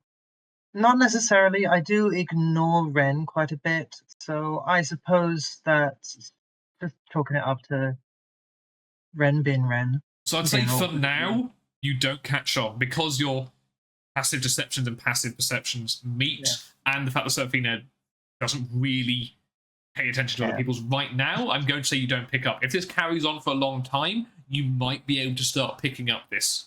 All right. But I will say this around this point that both Leah comes down and Eritrea comes in, so you're all in the main kitchen. There we go. We're all here. Let's go. Where are we going? To the forest. Where do you think we're going? Oh, I love the forest. We got to go talk to a tree, but before we go, I know you're really excited to go, and this will be to take a quick second because I'm too stupid to know what this is. Does anyone know what this is? And I'll place the little box that I got given with the thunder rocket. It. Just don't be careful with it. It can explode, and I got to give it back. But does anyone know what this is? So it's rock held, and it might explode at any moment. No, as long as we don't hit it. Oh my god. Oh no, wild. As long as we don't smack it, we should be fine. Just to move on from that sentence, everyone who wishes to, can you roll an Arcana check to know if this is something you might think about? Can I tap the person closest to me with the guidance? Would you do that? If so, then yes. Yes, I help everyone else be smarter than me because I'm stupid, so I would happily do that. That's fine. Whoever's sitting next to me, I will tap. Probably not Seraphina because she recoiled from it last time, and I'm just doing it quick this time. Probably Eri then, I would say. What? Yeah, probably. You get an additional 1d4 because Ren is giving you guidance. Me likey. I will quickly ask Seraphina, what do you get? 14. Leah? 20. Ooh, okay. Eri? 9. Okay, well... Is that with a D4 as well? Oh, Yeah. no. This was a hard DC check, but I will say a 20 has to hit it. You've come across some weird trinkets in your time. And there have always been stories among going to the orphanages of, oh, that's a perfect color, actually. That was wonderful. Oh, it's got some white now. I didn't see that bit. There have been rumors about all the different weird objects that thieves have found or seen during their time. You spent some time in the, I don't want to say underworld, but like the dark markets, that kind of stuff. And or at least you know of people who have, and stories percolate. Some of those have been of some magic because they particularly catch on people's minds as magic is really cool and interesting. You would have heard of a thunder rock before, in that it is a particularly volatile object. People weren't really sure if it was mined or if it was crafted. You just know that these rocks turn up sometimes, and it's particularly used as a when somebody's cornered in a dark alley by unsavory types, it's something that they might throw at the feet of their enemies in order for them to be able to make an escape. A very small throwable grenade might be a way of describing it. That's it. Just look at it really closely and be like, it's a grenade. Because I cannot say more about the origin, I don't think. No. I'll close the box and be like, that is the thing they found before the trees started spawning out of nowhere. We can blow them up. Well, not this one. There is more of this down there, but I said I'd give this one back. So I'll. Why do they need it? What do they want to blow up? It was a tribute to Gond. It was, that whole thing. Oh, jeez. Yeah. But yeah, it's just I thought it was quite interesting that this was the discovery before all the trees started appearing. So maybe it has something attached to that. I don't know. Maybe. But if we go, we'll find out. We should go and talk to the tree. I'll go and deposit this and then meet you guys at the tree because I have a feeling we'll use it if we keep it on us. Oh no, how terrible. Yeah, I know. I kind of wished he just gave it to us, but because he said he wanted it back, I feel like I have to give it back. Well, you can give it back after. We'll use it. 100% we'll use it. No, I'll keep it safe. That is totally not the vibe I'm going for right now. Are you sure? You don't trust me? No, it's not that I don't trust you. It's that I trust you to use it. Only if necessary. Exactly. And if we don't have it, we'll find other you give means. it back, and then when it's necessary to use it, we'll just die. That's fine. As long as all praise to Gond. As long as Gond is all happy with everything and has his precious little tiny stone he's not going to do any shite with, then it's perfectly fine. Don't worry about it. We may be fine. We could actually use it. Something like a grenade would have been very handy with the kobolds, wouldn't it? How about we give it to the most sensible person in the party, and then they can decide if we need to use it or not. And I give it straight over to Leah. Kick you in the shin. Oh, I am sorry, but Leah is the one that keeps us on track. If anyone is going to look after something to make sure we only use it when we need to, it's 1000% going to be Leah. I don't even trust myself to use it. There was situations where I would have used that grenade in that last instance very well. No, I'm hearing a lot of excuses. Mm-hmm. I think Sure, because we are going to walk in basically into a field of all of this, so we could probably find some others. But I'm really touched. I don't mind taking care of it. Thank you. It's mine now. Seraphina would have remembered My this. precious. But we gotta go talk to a tree now, huh? Don't be patronizing, cowboy. I like the fact that you can talk to trees. I wish I could, but you got mad at me for talking to an animal yesterday. I didn't get mad at you. I was just like, you're stealing my thunder a bit, but You can yeah, you can talk to trees. That's amazing. it's amazing that you can steal my thunder, but you can't seem to steal it from a god. But I mean, that would be proportionally harder. Yes, it would be to steal thunder yes, from it's a right god. there That in sounds Leah's hands. That sounds Let's rather go. hard, you know. Why are we talking? We'll go Every on our way. second wasted, there's another plant growing closer and closer to us. It's actually probably true. Okay, so by the sounds of it, this is the point that you're going to be heading out. Mhm. I'm going to do one more bit just before we take the break. And I'm going to do the fact that you... the gates are opened. As I said, there's quite a few more guards on this gate, facing towards the forest on the other.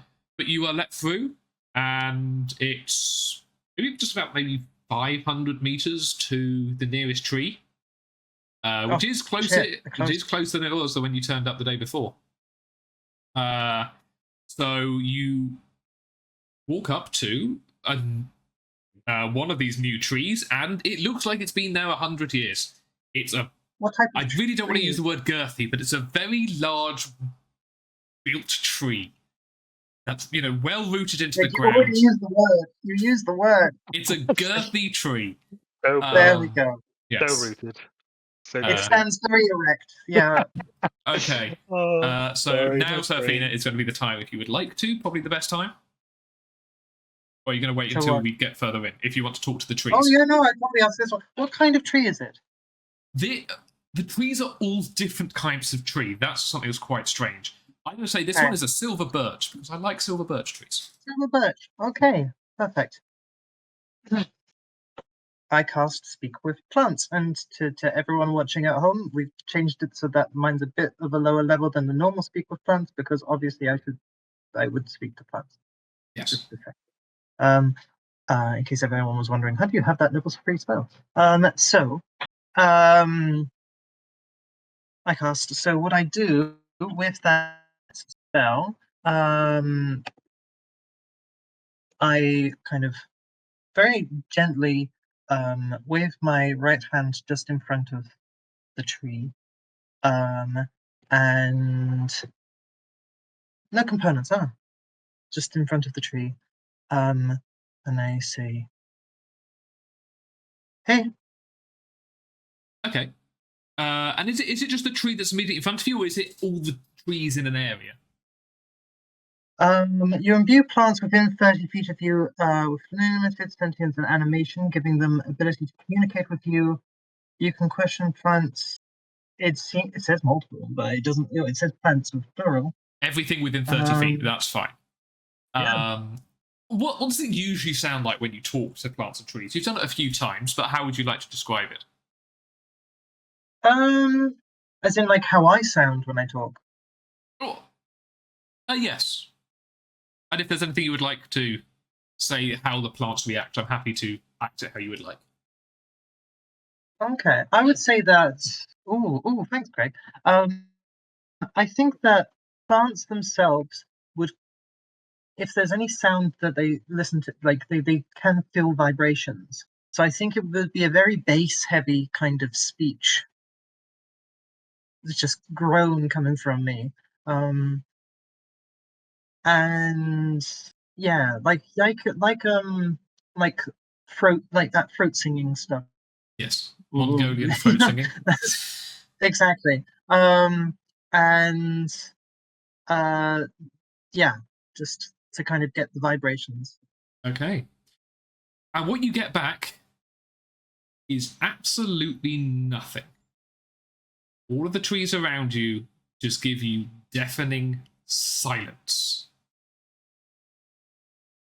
And that is where we're going to take the break.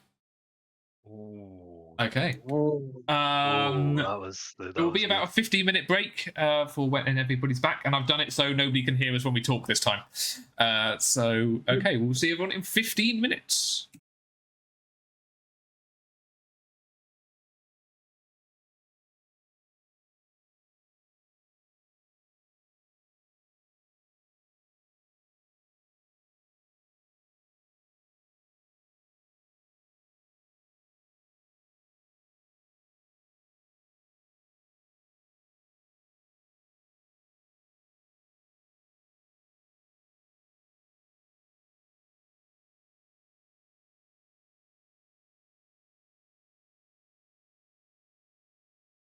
We are back then, and better than ever. When we left off, Seraphina had just tried to talk to the trees, but absolutely nothing back. You got silenced. Ghosted. You got ghosted indeed. Well, it's still a 10-minute thing, so I'm still kind of trying. Like every now and again, everyone's still going to hear me go like this deep throat. Don't say it like that. That was completely by accident. Sure it was.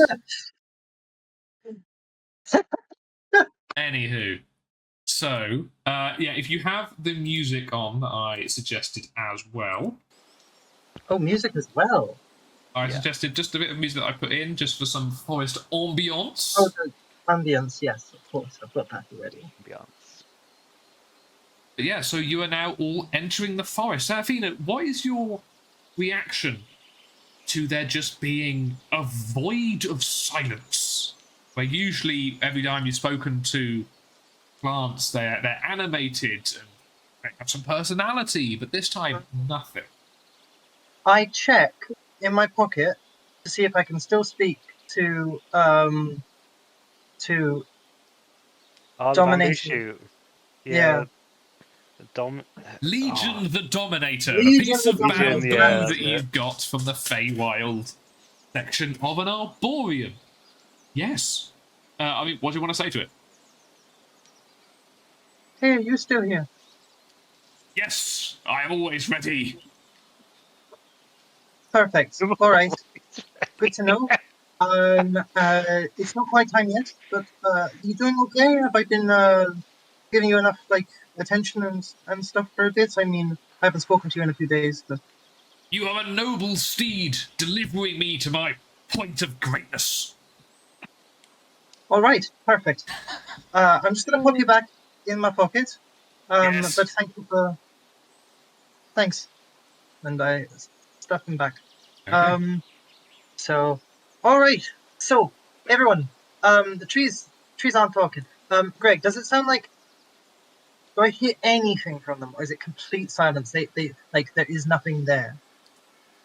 So, in the same way that if you were trying to talk to a person, you would be able to pick up if they were there, things like breathing and just general noises and their shifting. In the way that you talk to animals, you would usually get something like that. In the fact you would get that there was something there to talk to. You do not get that here. They're dead. They may not be looking so dead, but there's. Can I touch the bark? Yeah? Does it feel like a silver birch bark? It does. It feels cool and normal like a tree. It's solid. It's not like flaking like you would with old dead wood. Okay, it feels alive. Can Everything I else around you looks alive. Sorry. Yeah. Can I go? It's a bit of a stretch, but I have the ability Divine Sense, which I'll be able to tell if things are like, alive, undead, blah, blah, blah, blah. Would that work for trees and stuff like that as well? It's undead. No, because I believe trees are. They're definitely not divine and they're not undead, and it's not like these are zombie trees. Well, that answers the question already, because that was what I was worried about, so that's fine. I kind of I wish they thought- were, though. That would be I a thought you were really going for cool zombie trees. story of As zombie soon as you trees. said they didn't talk back, I was like, as soon as I went outside, I was like, zombie trees? Nah, that'd be weird. And then I just sat there for 5 minutes like, zombie trees though. Can I put my face to the ground and try to make those noises just into the ground to see if I hear any feedback from any fungal life beneath that connects the tree roots and things like that? I mean, there's grass. There's been grass since you left the village, and the grass is active. Oh, hello, grass. Hello. What is the wizard grass? Hello. There's like all the blades of grass just go hello. It's Mrs. Doubtfire. Hello. Girls. I've not seen the film. Come Uh, so, hi. What's been happening with all these plants then? All these trees popping up. What trees? Trees. Yeah. What's happening with them? What trees? Trees, I know, right? They're just popping up really quickly. There are no trees. What are you talking about? It's just us here. It's just you. Do you not notice anything else just kind of digging its way through, moving very quickly? Do you not feel the vibrations of crunch, crunch, crunch, crunch, crunch? There's been weird ground movements, and there's some holes in our usual population of grass across this field, but there's no trees. What are you talking about? Just empty All holes. right. Just empty holes. Empty holes. Okay. That's very interesting. Thanks for talking to me. Have you noticed anything else strange about this place? Has there been any trees whatsoever, like a main hole? Has there been a giant hole in the system for a while that feels like there's something wrong about it? Giant hole. No. No. Not round here, certainly. No. I do better voices for plants than people. What the fuck? Yeah, the voice of the grass is so good. I love it. I can't concentrate. I'm never going to stop talking to grass. Maybe the grass will stop talking to you, motherfucker.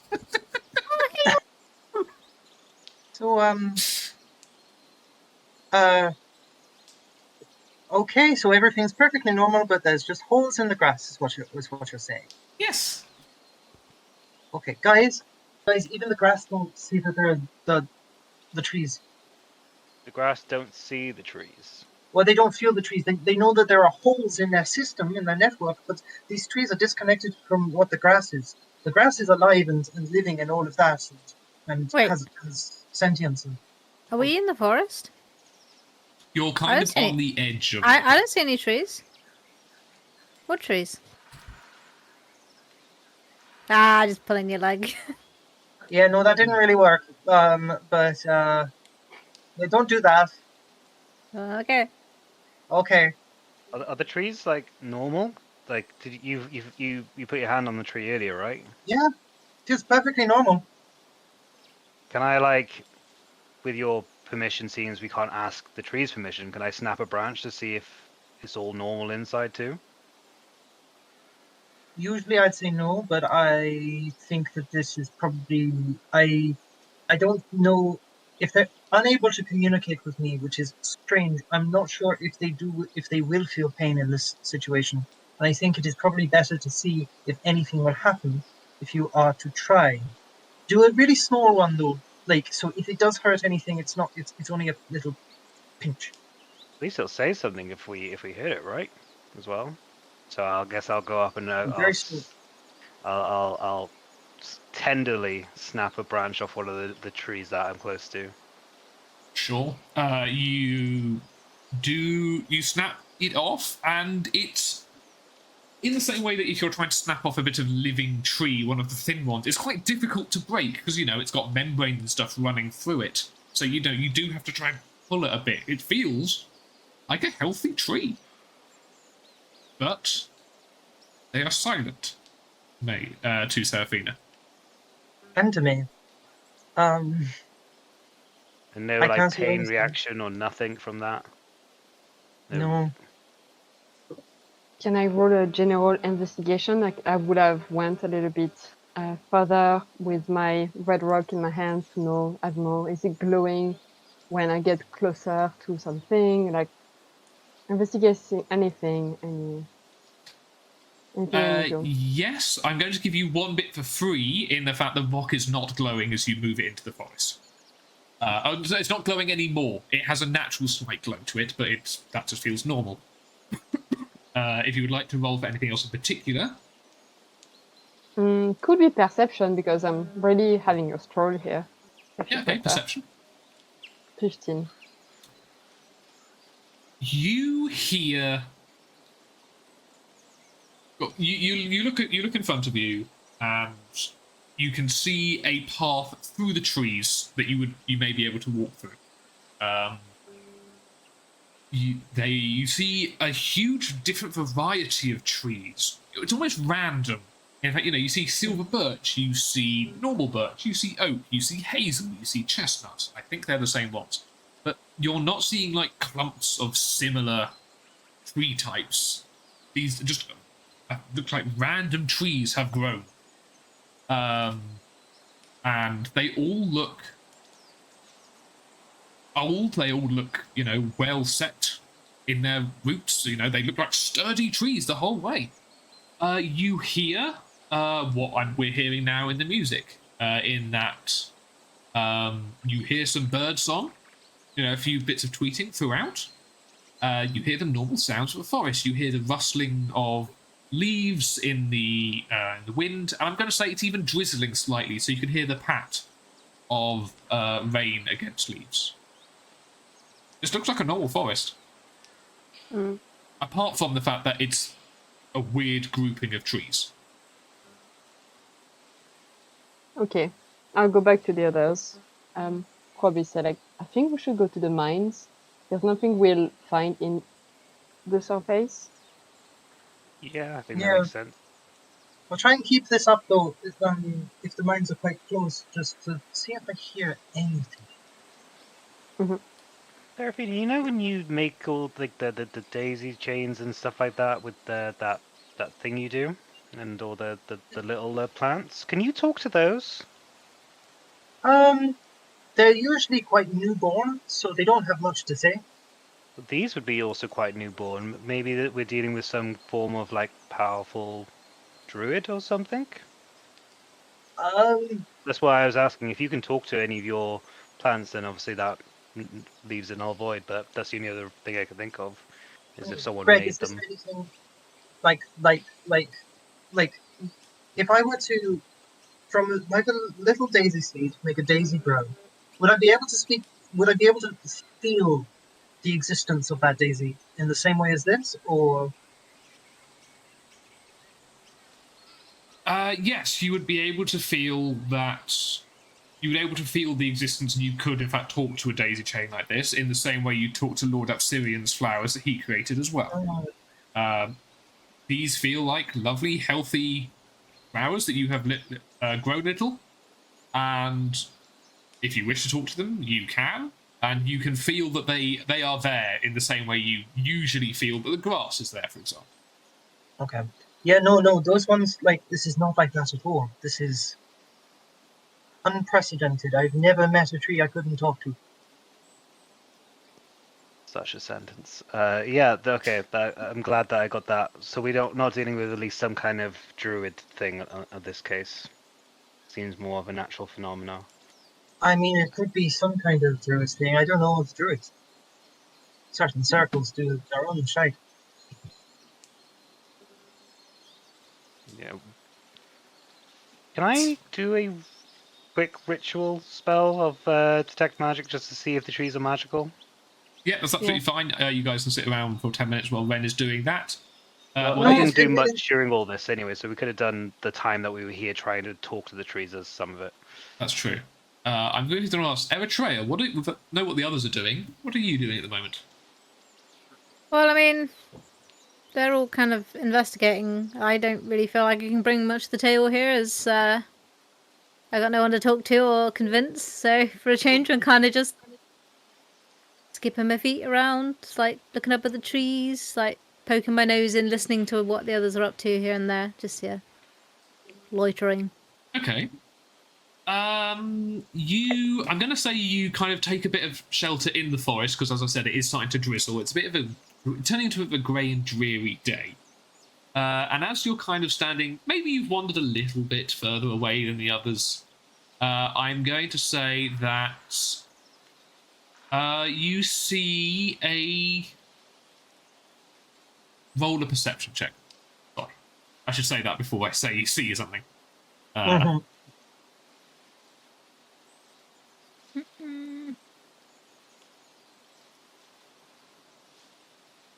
17. Yes, okay, you definitely see.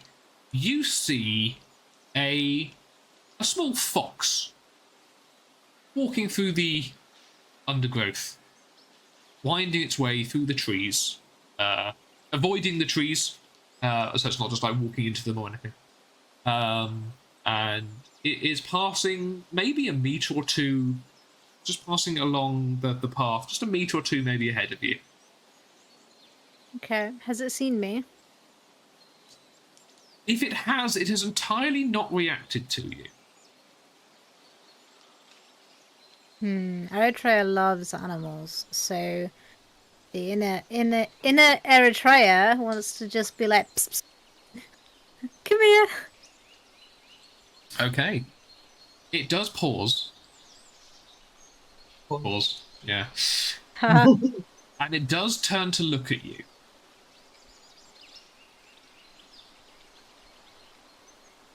And it's a very slow head turn. It's looking one day, it just turns its head to you very slowly, turns its head all the way back, just walks on. Rude. It just walks on. I'm just gonna give you some food. Okay, that's what Eri's been doing.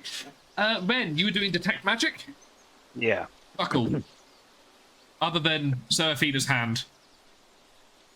So I guess as I do it, like a look around, I'll stop, I'll look at it for a second, and I'll carry on going. Yeah. Yeah, you don't get anything. Doesn't appear to be magic that is causing these things to grow at all. Okay, that's a bust as well. Alright, I guess we'll go deeper into the forest.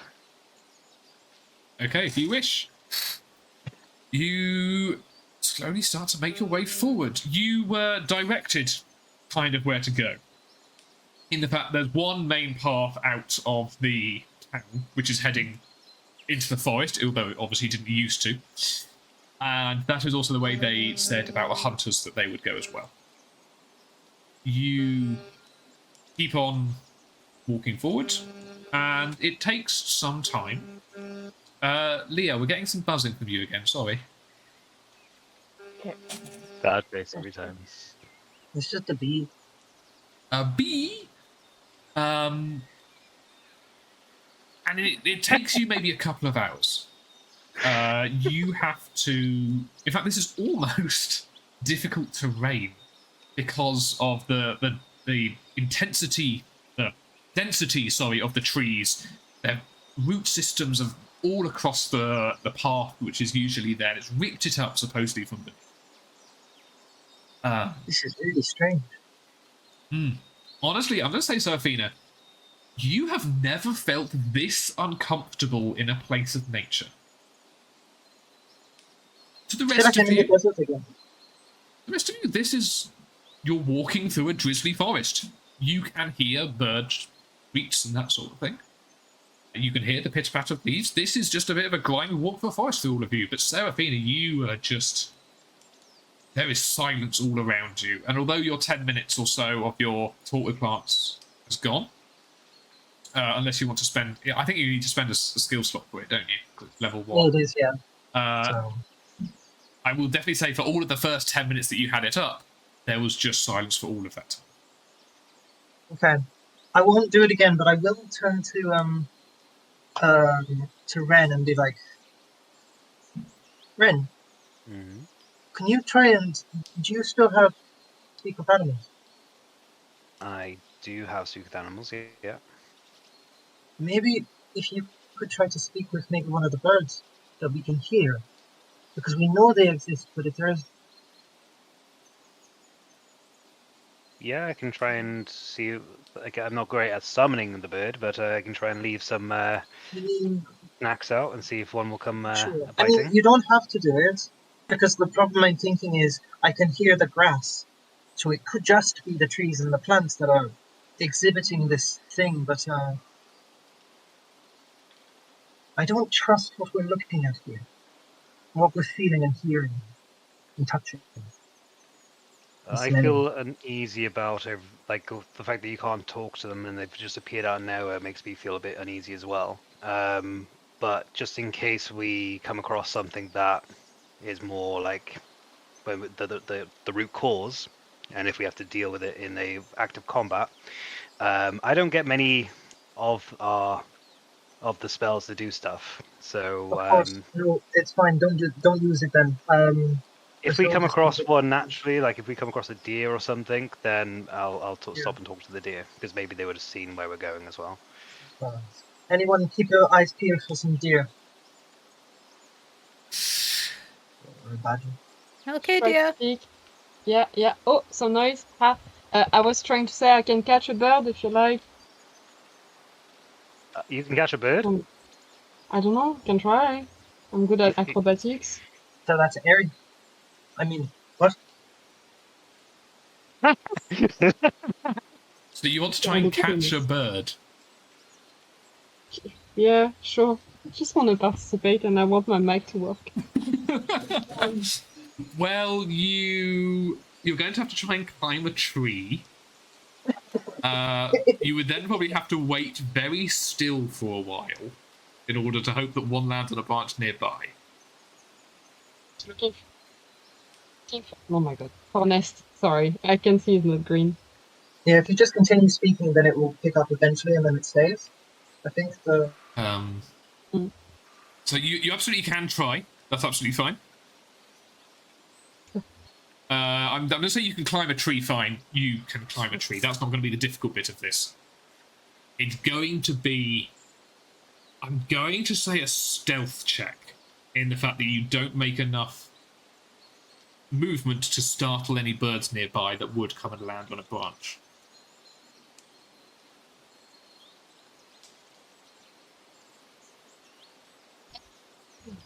Ah. 18? Okay, I'll try again with my... 18? Yes. Yeah. Do you hear a buzzing? Nope. So 18, right? Yeah. Okay, so you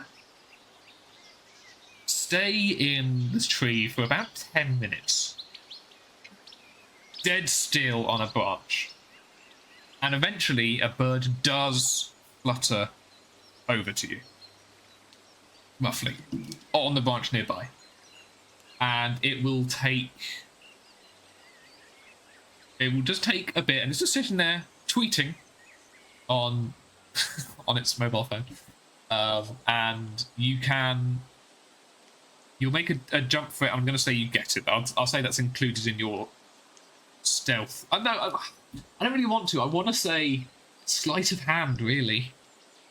Yeah. I would love to say you could just do it, but I would feel bad because I feel like a lot of time with you, Leah, I make you do check after check after check, but... I mean, it's kind of the role of a rogue, you know, like designing traps and stuff like that. It's a bit repetitive, but... Oh, 18. Ooh. You catch a small robin. Oh. Okay. You know, it's sitting there with its fiery red breast, and you very carefully climb down. Seraphina, please stop making those jokes. A robin red breast is a perfectly normal way to describe a robin. I said nothing. But you climb down, and you, I guess, take it over to Ren. I did not know that was in your skill set. That's amazing. Really well, actually. I just got inspired. Greg, I'm going to use your words against you here. You said that took 10 minutes, right? Yep. The ritual spell for Speak of Animals is also 10 minutes. If I knew this was the action that we were going to do, I didn't want to interrupt because of the mic issues. Could I have cast Speak of Animals as a ritual spell? Yes, because I was going to ask you otherwise, what were you guys doing for 10 minutes while Leah sat in a fucking tree? Cool. Really, I would be preparing Speak of Animals. Cool. So I'll be like, hi there, little guy. Don't worry, we're not here to hurt you. You get deafening silence back. The robin is there. You are holding a robin, Leah. You can feel it. It is in your hands. It's warm? Like it's alive? Yeah? Do I feel a heartbeat? Yeah? And you said that, so when Ren casts Detect Magic, there's no like a silence spell. No. I will obviously say that either the robin's not in a speaking mood, or the same thing with the tree. Great. Can I do an insight check on the forest itself?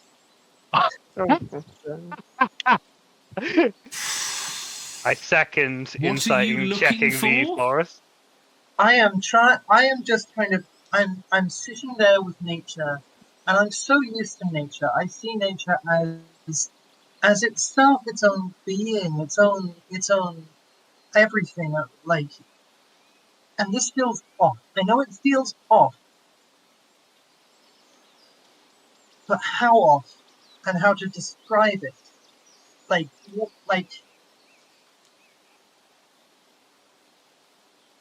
it feels. The question I'm trying to ask with my insight is why?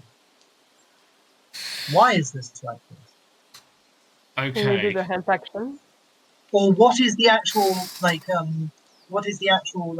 it's happening to plants and birds? Not all plants, all birds? Who knows? This is being conjured up in some way, it feels, but it's not magical.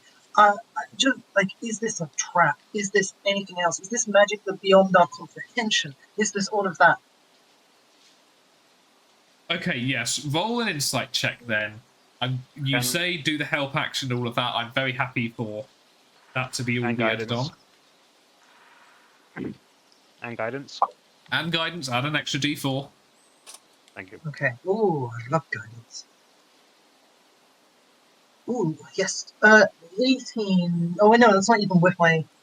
I didn't add anything. So, Yeah, adding a +3 from me. +2. Oh wait, And was the +3 the guidance?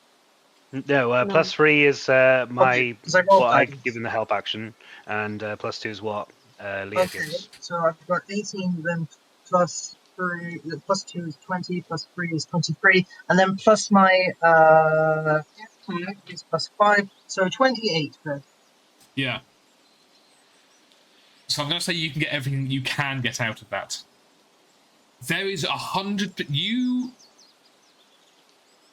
This feels like you feel something is missing. Something massive is missing, but you can't really put your finger on it. I'm going to say that the best allegory you could come up with would be as if you've gone to a tea party, but every other guest is a mannequin. That image scares the hell out of me personally. Mhm. Not Ren, Brian himself. That terrifies me. That idea. I No. also imagine the cups have no tea in them, but No, it's Will you worse. try to There is tea in there. There is food there. But Oh no. Yeah. every single other person is a mannequin. No. And if I were, sorry, I'm now just questioning the whole tea party thing, but if I were to try to drink the tea, would there be no tea to actually drink? The allegory doesn't stretch that far. But God damn it.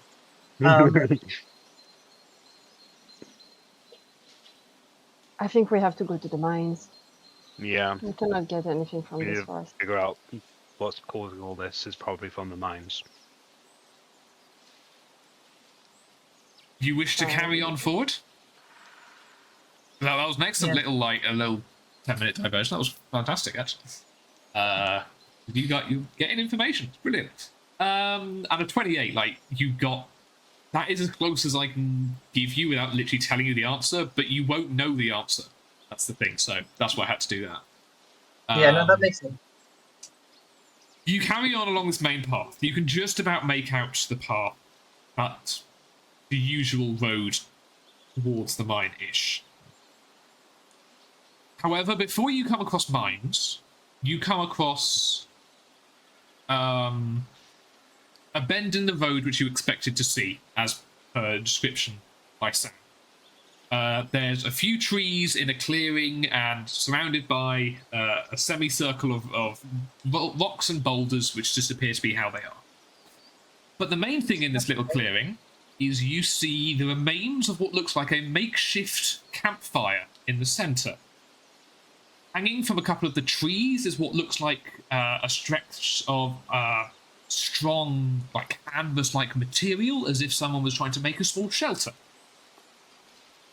And if you wish to see anything else, I would ask you to make a perception check. So you have entered this small circular clearing, and you've seen the campfire, and you see what looks like a makeshift shelter.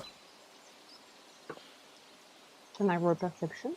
Yeah, I would like Yes. to also roll perception, and I'll give myself guidance. Or you I do it scream and together? run away. No, everyone do it there, because we all look out for different things. So feel free to do it as well. And I roll badly anyway. Perception is 12. I Okay. try and get Eritrea back. I will say, Eritrea, possibly you might see the cover, this little shelter, and just think to yourself, finally a break from this drizzle that it got into all of your clothes at this point. You've been walking for a few hours, you're constantly getting dripped on. So I might say, Eritrea, that you might fancy standing under a bit of cover for a second. If that's what you would like to do, I'm just suggesting. You're trying to force me into the shelter where I'm going to get murdered. Yes. The entire forest is just a mimic. Let's do it. Fine, whatever. Yeah, okay. Whoa, now. Let's go. That makes sense. It does actually make some weird sense. Yeah, With animals doesn't include certain creatures. Okay, so Forest Eritrea's is- going over there. Then you see a few more things through your perception. You see, for example, there are some arrows embedded, like notched arrows, like from a bow, embedded into a tree trunk nearby, and all pretty close to each other. Not as if like it feels like a random spray. I guess I'd walk over to that.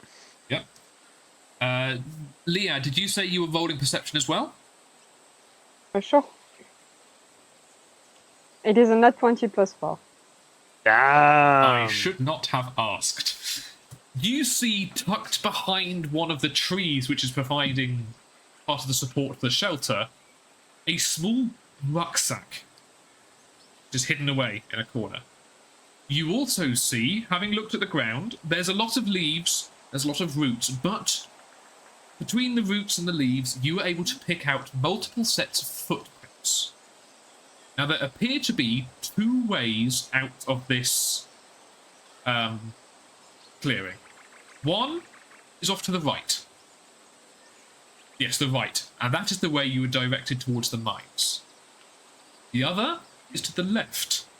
Now, two sets of footprints seem to be heading to the left, away from the mines, heading deeper into the forest itself. I would say that the footprints you see going to the right towards the mines, you can tell are made with quite large, possibly quite heavy people, judging by the way they've sunk into the mud and the leaves. But the other way, they certainly appear to be lighter and smaller feet. I think that's everything you would get with a nat 20, because that's kind of most of what there is to see. I relayed the information to the others, thinking that we should go to the left and check this, the sack, the bag.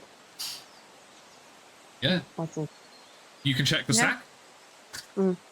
And inside you find, maybe, I'm going to say 4 days worth of rations.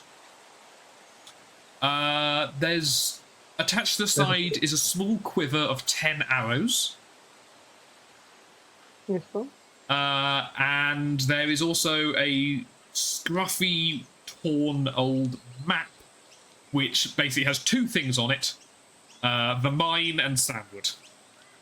Okay. And it would confirm that the mine is to the right. So, are you all okay going to the left? Yeah, we'll go to the left. Yeah, let's do it. Lovely.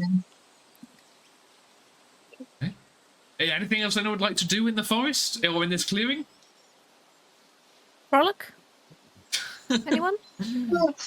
How is Eritrea doing? Because this has been a particularly nasty, muddy trek through a bit of a manky road. It's uneven on your feet, and it's raining. How are you feeling at the moment? Grumpy. Yeah, grumpy. Really grumpy. You're a Just bit like like, you're you being know- dragged on a hike by a friend that didn't tell you it's Yeah. going to be this bad. They're like a stroppy toddler that doesn't want to go on a walk, but has been told to go on a walk. But then a catch. After we catch the bird, I started to get a bit happier because we'd seen an animal. Oh, And Eritrea loves animals. And I saw the fox as well, you did? so that made me happier. Yep. Okay. Yeah, that's about it. You're like the antithesis of Seraphina in this moment, who's just like stomping around in her elements, just like, I don't know what's happening. I will actually quickly just expand that question to the rest of you. So, Seraphina, how are you feeling in this forest? Nervous, but at the same time, again, in her element, her feet are muddier than we've ever seen them before. And but she's stomping around, not caring. Her hair is frizzled in a mess from the drippings and stuff like that. But she does not give a fuck. She's mainly confused, but Okay. intrigued. Ren? I would say it's probably very similar to Seraphina's actually, except I'm like, my armor is obviously caked in like mud and foliage and all that kinds of stuff, which is stressing him out a little bit. His hair's all over the place and it's like soaked. But he doesn't really care about that kind of stuff at the moment because he's actually concerned that Seraphina tried talking to a tree and it didn't work. I tried talking to an animal and it didn't work. And yeah, he's probably more like, what is actually going on? Hey. Yeah. They look quite intrigued, like into the cliche of the Sherlock Holmes drawings. They're a city person, so they don't necessarily notice that it's a creepy forest. It's just a forest. They're really unbothered by the rain because they probably feel it differently. They had their cloak, their hood on this whole time because it's really tiring and hard to mimic to show fake rain on their fake hair. So they had the hood on, but they see that the grumpiness of Eri. They're just going to remove their cloak, put it on now, and they're like, "We'll get you dry and warm very soon, I promise." And then focus on the illusion of having rain on them. Okay. Fair enough.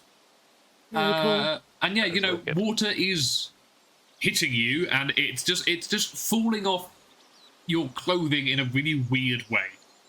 Yeah, but one person. I don't really think even Eri would understand why, but also no one's paying attention to that. There's weirder shit going on than how your clothes are looking. I can't hear the trees, but Leah's looking a bit odd. So yes, you can in fact head to the left, which is following the pair of smaller footprints, right? You're heading away from the mine.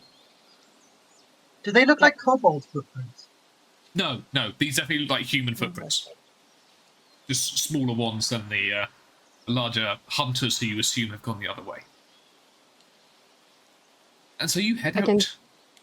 I can go ahead in case there's danger, like 40 feet ahead. Yeah, okay. Are you doing the psychic thing? Please. Okay, I will. Please solidify that one. Eri just wants to be linked. Aww. In my head, it's also Yeah. a bit like Eritrea wants to complain to somebody about what a bad time they're having, but they don't want to say it out loud. I'll roll for 2 hours. 2 hours you have this. Well, 2 hours is definitely enough. You trek through. This is off the beaten track. This is even harder going. And I want everybody roll a dexterity saving throw. Oh, fuck. That's my dump stat.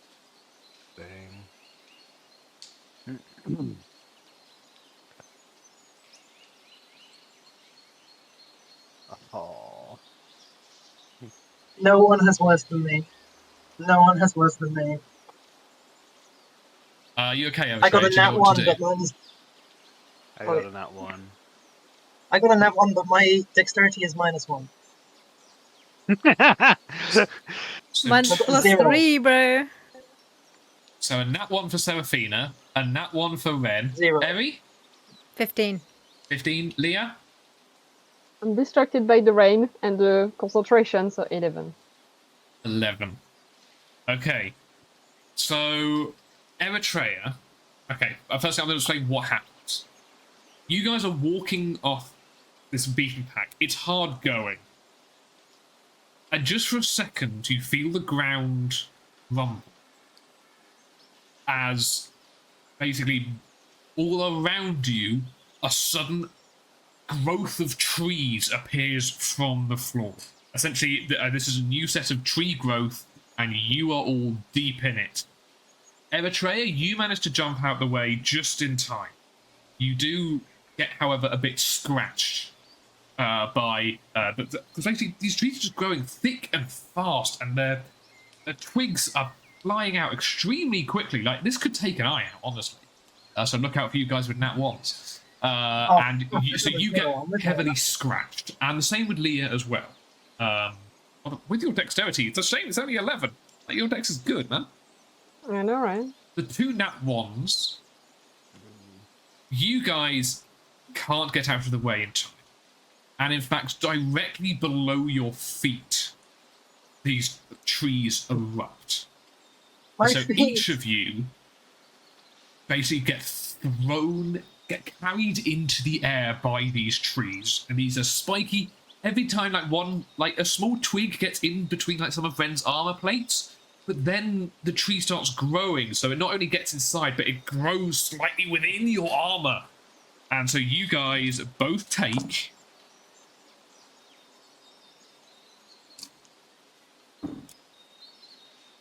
9 points of piercing damage.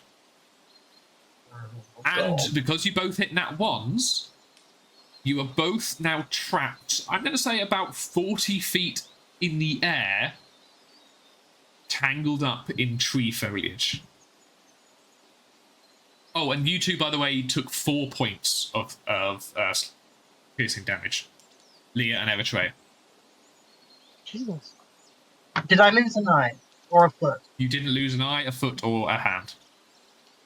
Okay, so I get nothing else bad for like a 0. No. A 0 is a nat 1 is a nat 1. Okay.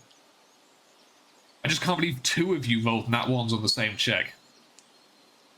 Dex isn't my thing yet. 1 in 400 chance, but oh well. Yeah. So Leah and Eritrea, you turn around for a second, and just where Ren and Seraphina were, there's just trees now. And you say 15 feet or 50 feet in the air? I said 40.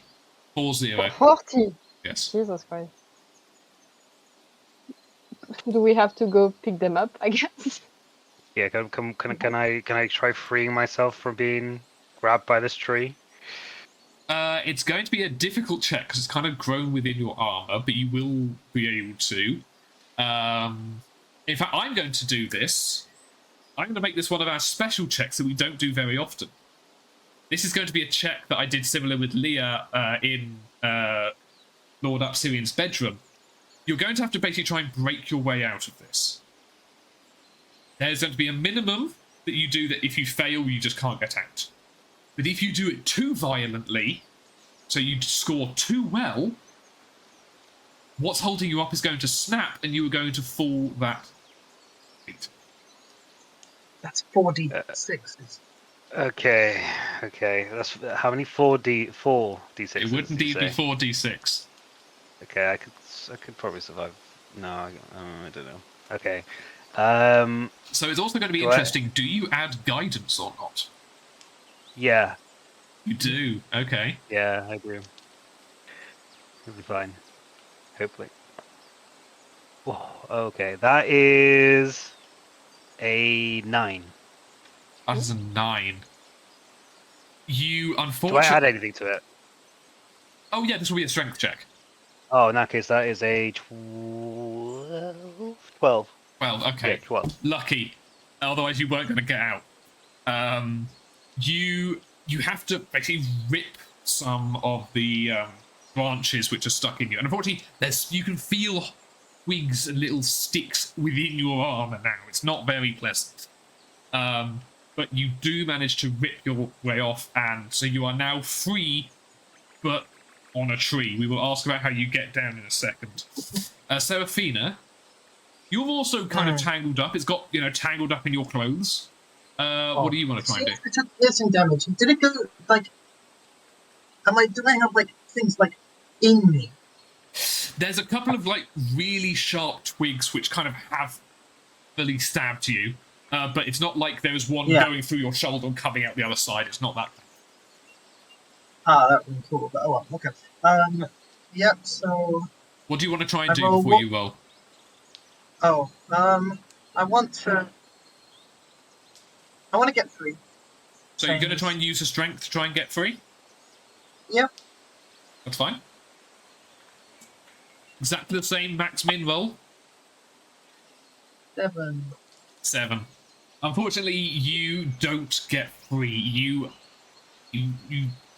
kind of struggle and shake, and I'm going to say you take an additional 3 points of piercing damage in this as well. Oh, my God. Hey, But by the time I think I would have started climbing to help them.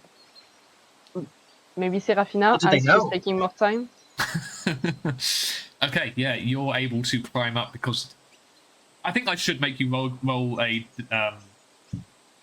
what's the climb? It's probably just maybe an athletics, acrobatics, dex. Leo wants acrobatics. Do I have better? Because it is only a 7. Yeah, 7. Just a 7? Damn. Yeah. You can climb up. It's going to take you time, though. In which case, Serafina, I'm going to ask Eri, what are you doing as you look up at this shit show? I laughed. You just had a laugh at. I know, when I did see Ren just hang in, like, kind of. But no, then I knew it was serious. It was like one of those moments where you know you shouldn't laugh, but it's a shock reaction, right? Yeah. Yeah. I don't think I have any chance of climbing the tree. I was watching to see if Ren would escape, and if not, I was going to try and use my arrow and like shoot him down. Okay, probably dead or alive. We good job that didn't go out. But you're just watching this at this point. Maybe you're nursing. You've got a few cuts yourself, and just like it's a horrible sting. Okay, so Leah is climbing up towards Serafina, who is still trapped.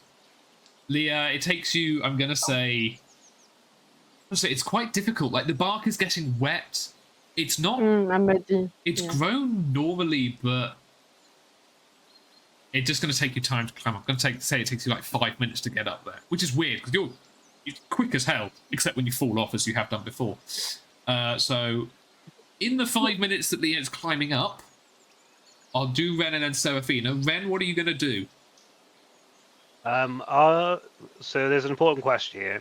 Did the same tree take me and Serafina up, or was it 2 different trees? 2 different trees. Can I see the tree that Serafina's on?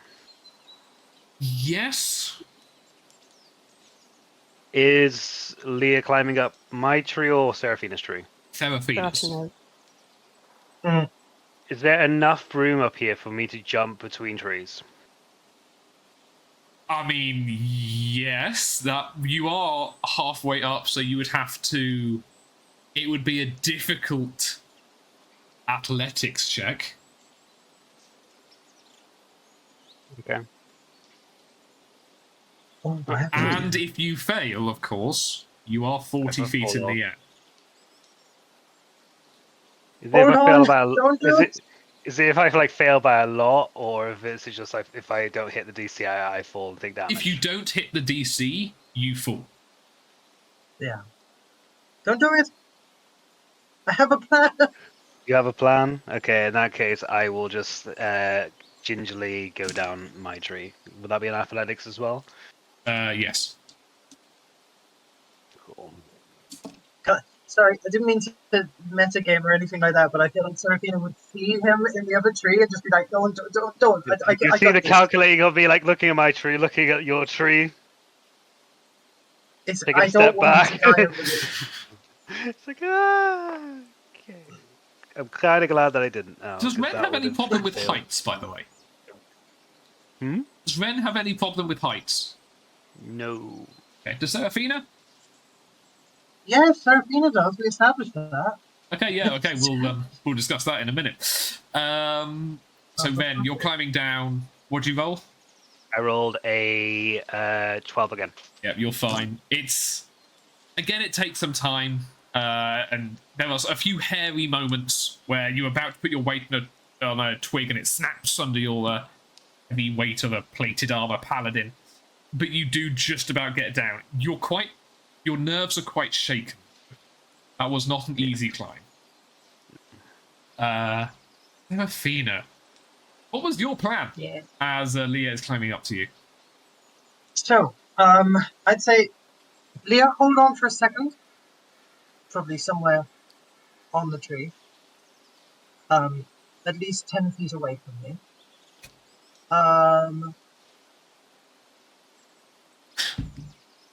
Or at least, okay, there'll be a part of the tree where Leah is not touching. A 10-foot radius away, probably around the base, probably the trunk. Where I would like to cast Wither and Bloom. Wither and Bloom. Can you describe what that Actually, does, no, please? I'm actually not down there. I'm going to do it to the exact point where I am. So, Wither and Bloom. What you see is that from my hand, I create a thorn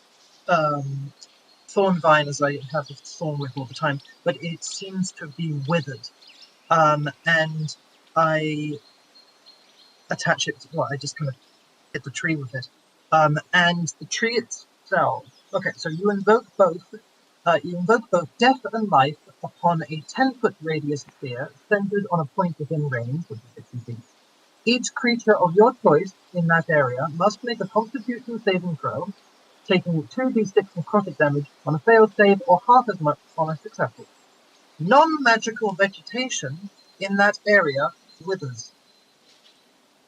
Yes. In addition, one creature of your choice, me, in that area can spend and roll one of its unspent hit dice and regain the number of hit points equal to my roll plus my spellcasting modifier. Okay, yeah.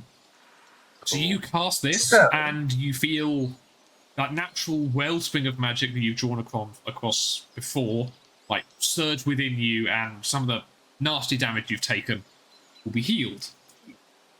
The thorns and twigs which you have been scraping you so hard suddenly, like, curl up, and they seem to get almost blighted. They get this horrible white covering as it starts to shrink and crack, as the tree almost seems to, it withers. There's no better word for it. So it's not magical. We established this already. I know, but it's now definitive. Okay. Yeah. Cool. In doing this, you are now free, because the things that have been like stabbing you are now withered away, and you are now a bit further down because it's kind of shrunk a bit as you were doing it. Okay. That was better. I haven't rolled my hit. What's the hit dice for a druid? D8, I want to say, but let me check. I think it's a D8. Yeah.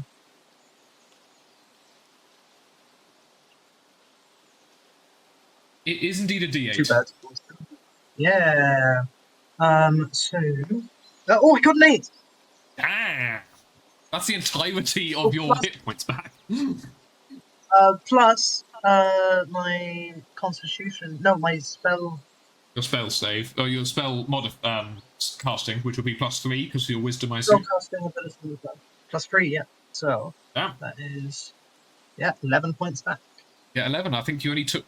You took 12, didn't you, actually? So you are now about 30 feet, because I'd say about 10 feet of it withered away. And Leah's probably standing there with you at this point. In the tree. So, do you still need help? I'm not very. Yeah, maybe a hand. I'm not good with heights. Oh, yeah. I'll assist. Even though I'm struggling today. Okay, wonderful. I hold your shoulder just like really tightly. Leah can get down fine. Seraphina, can you roll a... again, it's an athletics check. The DC's really low, though, honestly. Because you've got Leah helping you. 7. You're fine. Literally, it was going to be like a 3, so... you get down. However, I will say, as you get to the floor, there is a cracking sound from above. And you see that the top part, which you had withered away, suddenly bursting back into full life. And it now looks like you didn't do it at all. There is a magical effect happening to these trees, but the trees themselves, I know, Leah, I saw that face. The trees themselves are still normal, real. So something's just doing going- it, not the trees itself. Exactly, it's making the trees grow so quickly, but it's also not allowing them to have sentience. Wonder if it was true for the robin as well. Not that I want to test that one, just in case I wouldn't want to hit a poor robin. Even if it Like an isn't by egg the just sentience. into a full-grown robin.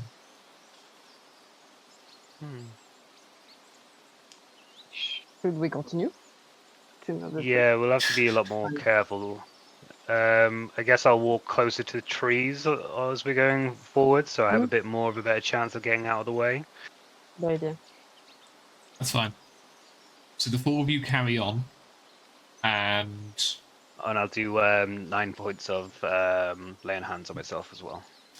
Should we maybe run? If we're ahead of where the trees are and they're possible to grow, surely we try and get ahead of where they're going. You could rush, Can yeah. we just jog instead? Sounds exhausting. You give me Gimli vibes. I'm wasted on long distance. Short distance. I can't remember. I'm not a dwarf.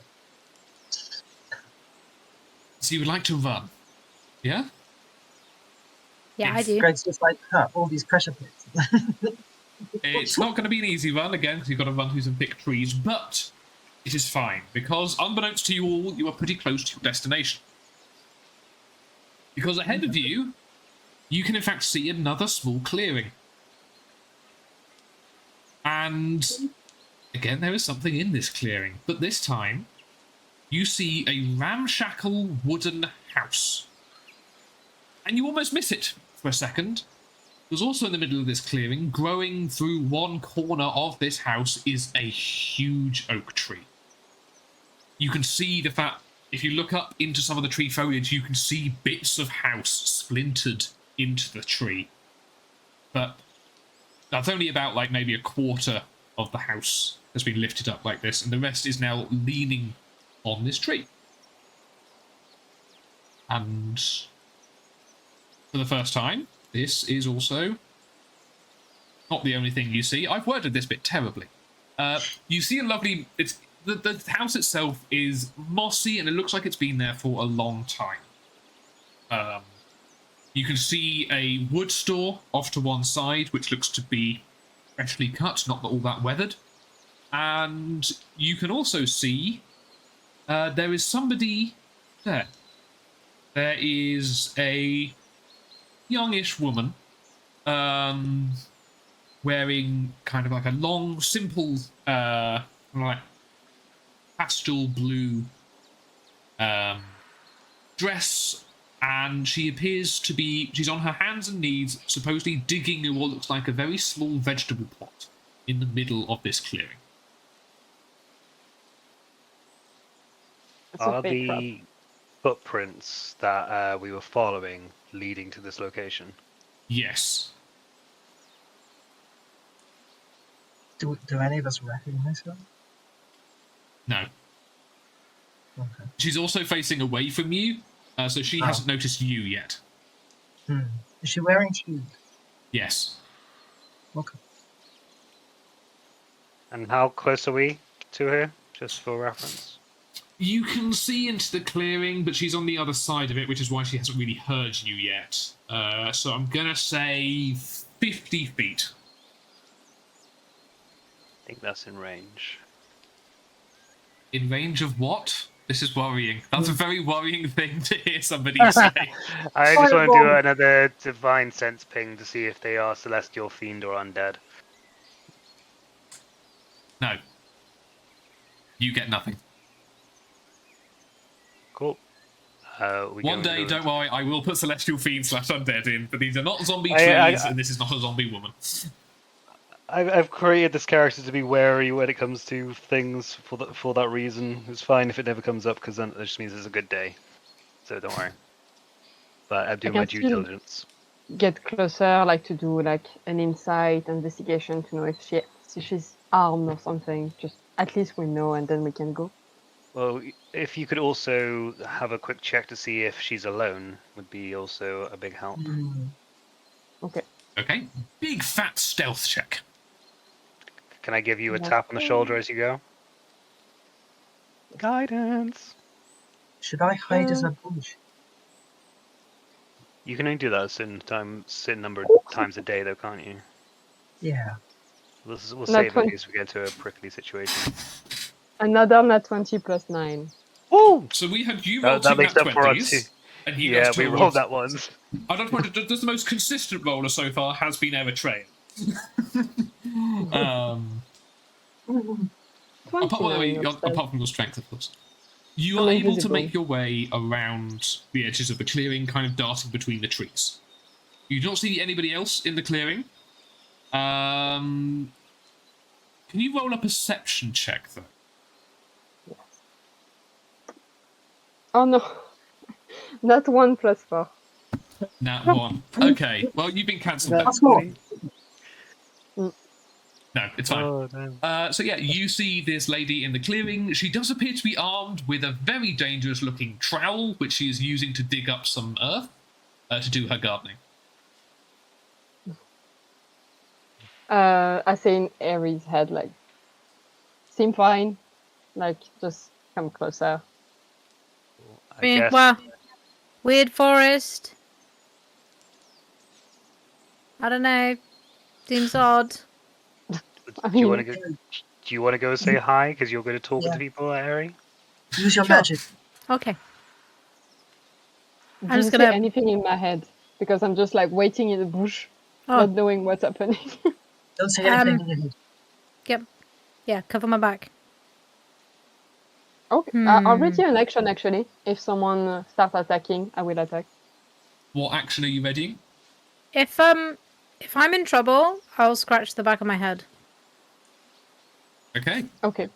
I love the silent communication there between Darcy and Greg. That was great. What actually are you doing? So, Eri, you stride out. Are you walking out? Are you striding confidently, or are you a bit trepidatious and nervous? I've got my lute out, and I'm playing a happy little song, and I'm kind of just, prancing in. That's creepy. In this magical forest, there's now this woman who's come out of nowhere playing a tune. I would think you're some kind of fey demon. She jumps up very suddenly, and she does in fact wield the trowel in front of her as she sees you coming towards her, wearing or playing the lute. She's just like, "Who are you? What do you want?" Do? Well, nothing really. I'm just passing through this forest. I was surprised to see someone. So just I'm a bard. I travel, so I've just been playing some music, and I'm on my way to the next town, wherever it is. How are you? Okay? What are you doing out all the way out here? She'll gesture towards the house, just like, "We live here, and we continue to live here despite everything that's going on." Oh, okay, no problem. What happened to your house though with the tree? She'll gesture around to the other trees and just be like, exactly the same that happened to everywhere else. It just grew one night. Really? Is everyone okay? Yes. I mean, my uncle is in the same condition he was before, but he was. Well, yeah, he wasn't harmed by it. His bed's at a bit of an angle, but that's how it is. Oh, I'm sorry to hear that. Please let me know if there's anything I can do to help. I'm sorry. Did you say you're passing through to the next town? Yes, yeah, I'm just traveling. I'm just writing songs and yeah. Are you looking for food? Then? Yeah, I mean, it is getting late, and I suppose it would be good to be able to stay somewhere for the night and not alone in the creepy forest. I guess that is true. Sure. Okay. Yeah.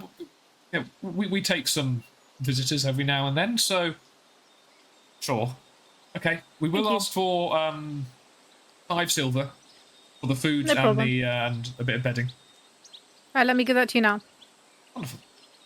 She'll kind of bolster the trowel, and she'll take the 5 gold and just be like, "Apologies for my reaction. It's been, as you can understand, it's been a trying time recently."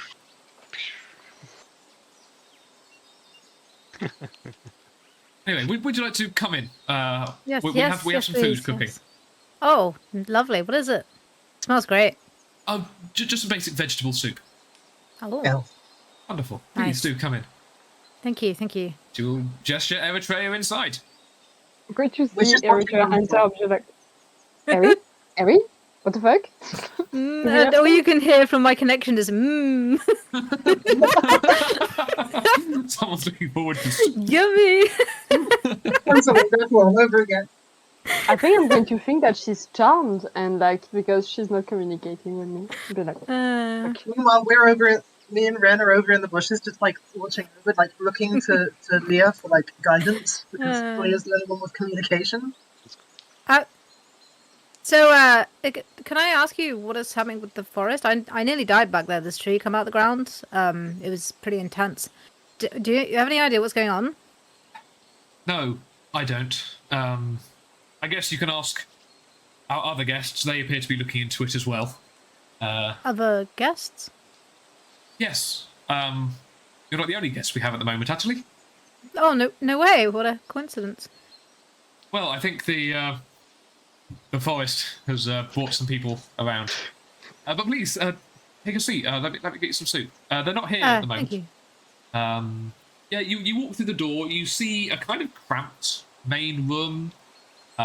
There's like a kind of like moth-eaten sofa in one corner. There's a dining table that's had like another couple of tables put next to it to make room for supposedly more people. There's a bowl of just muddy water by the front door. And but it is warm inside, it is dry, and there's the smell of cooking soup. Is there anyone else there? No, not at the moment. Okay. Eritrea is getting a little worried. Okay. So the rest of us. Hut in the middle of the woods. Old woman. Youngish. This Like, is a young woman. She's a young 30s. woman. Okay, oh, she's More- young. More worrying. She's in disguise. I'll say to Ren, it's gonna be. No, a large bowl of soup is poured for you and set on the table with a spoon. Okay, I'm gonna start talking to Leah. for this whole time I was just like, Eri? Eri? Leah, Eri? sorry. Hello? Oh, yeah, yeah. Aries Denise. Sorry, I was in a food trance. I don't know if I'm in trouble here. Right, the hut, middle of the woods. There's no one here. They keep talking about other people, but there's no one here. Okay, I'm coming. Greg, was she pretty? You couldn't see much, but yeah, I would say so. Okay, that's even more worrying. No objection to that because Leah is starting to walk towards the door. I might see if I can leave. Okay. I might just be like suddenly like, oh, I'm not feeling well. I like hold my stomach. Like, do you have somewhere I can go? Use the restroom. Yeah, we have an outhouse out in the back. That's fine. Don't worry. I'll keep the soup. I'll keep the soup warm for you. Don't worry. I shall put it back in the Okay. pot. And yeah. Should I give her a bit more description actually, because I didn't really describe her before. So as I said, Yeah. like she's about maybe you would guess maybe around 30-ish. She's got dark, like very dark ginger hair, which is tied back in a tight ponytail. She's. Why is that funny? No, nothing. She's got quite high cheekbones. Yeah, she's quite a striking presence. She's I said she's wearing a long like pastel blue dress, but when you're a bit closer, you can see it's made of quite hard wearing material, and you can tell it's been repaired many times. And she seems just really quite confused why you came in, gave her some money, she poured you some soup, and then you look like you're trying to leave. She just okay. Can I roll like an insight check or that? Yes. 17. 17. What is it you're looking for? Intention, I guess. With a 17, your intention is that she is offering you some food. You see there's a number of different bowls around, so you can imagine that she was telling the truth when there's sometimes additional people here. There's not just like one or two bowls, there's a stack of them. There is a large pot of soup cooking, so you can imagine she's not just cooking for herself. Okay. Yeah. On second thoughts, the soup does smell kind of good, so I'll go after. Well, some good vegetable soup will cheer you up something good. And we've got to have our natural remedies out here, given how remote it is, and you can vegetable soup is wonderful for that. Agreed. Oh, please, definitely have a Thank seat. you. Thank you, I will. Wonderful. She sits down with you, and she's also got a separate pot of what looks like some kind of herby tea, which she's taken. She's got 2 mugs of, one given one to you and one for herself. I will quickly ask, while you are sitting down doing all this, the other 3 of you, what are you doing? I mean, I'm just like, I'm just like, should we go in there? Should we attack? It's a beautiful woman in a weird, strange house in the middle of a magical forest. Definitely a hag. But I mean, the magical forest wasn't here like a week or 2 ago. This house Maybe looks like she it's been wasn't here for a either. while. Maybe she wasn't even here when. And right now, whilst we're talking, Eritrea is being eaten up. Oh, Leah's not going to let that happen. Leah would have been in there killing everyone in there by the time that they even picked up a cutting implement. What is Leah doing? Leah's just approaching the door. I want think- to leave it to them. I want those 2 to figure out if they can get information from the lady while we go and see where those footprints lead. Okay. I will do that very quickly. The footprints lead towards this house. Yeah, but you said they weren't here anymore. Is there more leaving the area? Oh, that's a good question. You see one set heading off into just beyond the disappearing into the forest, directly opposite where you're entering the clearing. So they appear to be coming out the door and heading in the opposite direction to you. So you see only one set doing that. Can I go down that way? Yes, you absolutely can. You can skirt around the edge, I guess, still trying to stay somewhat hidden. And you can head off in that direction as well. Are you, like, walking a fair way, or are you just I want looking to in see that if I direction? can get, like, some idea of what they're doing, or because obviously I didn't hear that part, but we know that the people that are looking into this problem are staying here as well, and this is the footprints that are going in that direction. So I want to like try and see if I can figure out if they've like maybe stumbled upon, or if I find anything basically, any evidence of who it is or intent, those kind of things.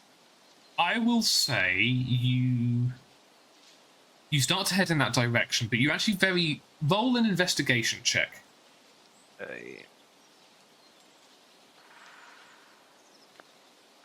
Oh, that's not bad. That is a 19. Okay. Yeah, you do see them heading off into the forest. They do kind of disappear from sight from if you're just looking that way. So if you want to head deeper in, you absolutely can. You will be. Serafina, what are you doing with this?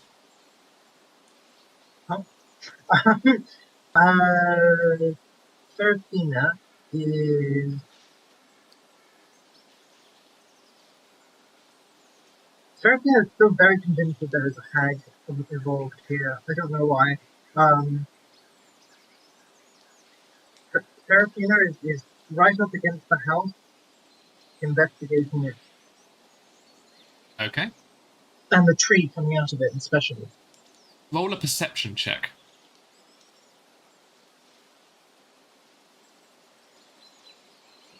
Do you want to roll? Yeah, roll a perception check, please. Oh, okay. Perception? Yes. Okay.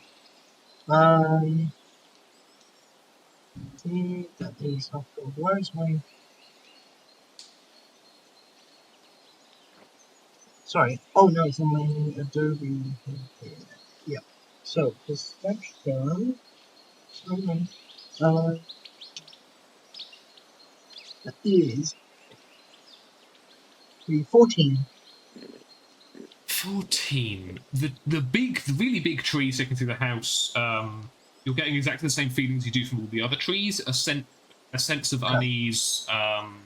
It does. Yeah. It looks like it's been there for 100 years, but then again, so do all the others.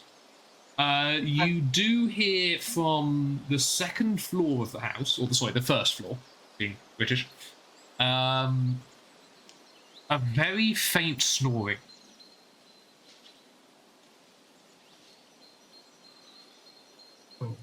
Can I try to climb up the side of the house? Roll an athletics check.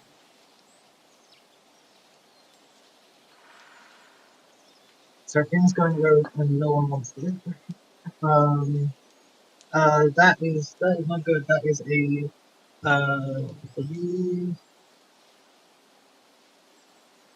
5.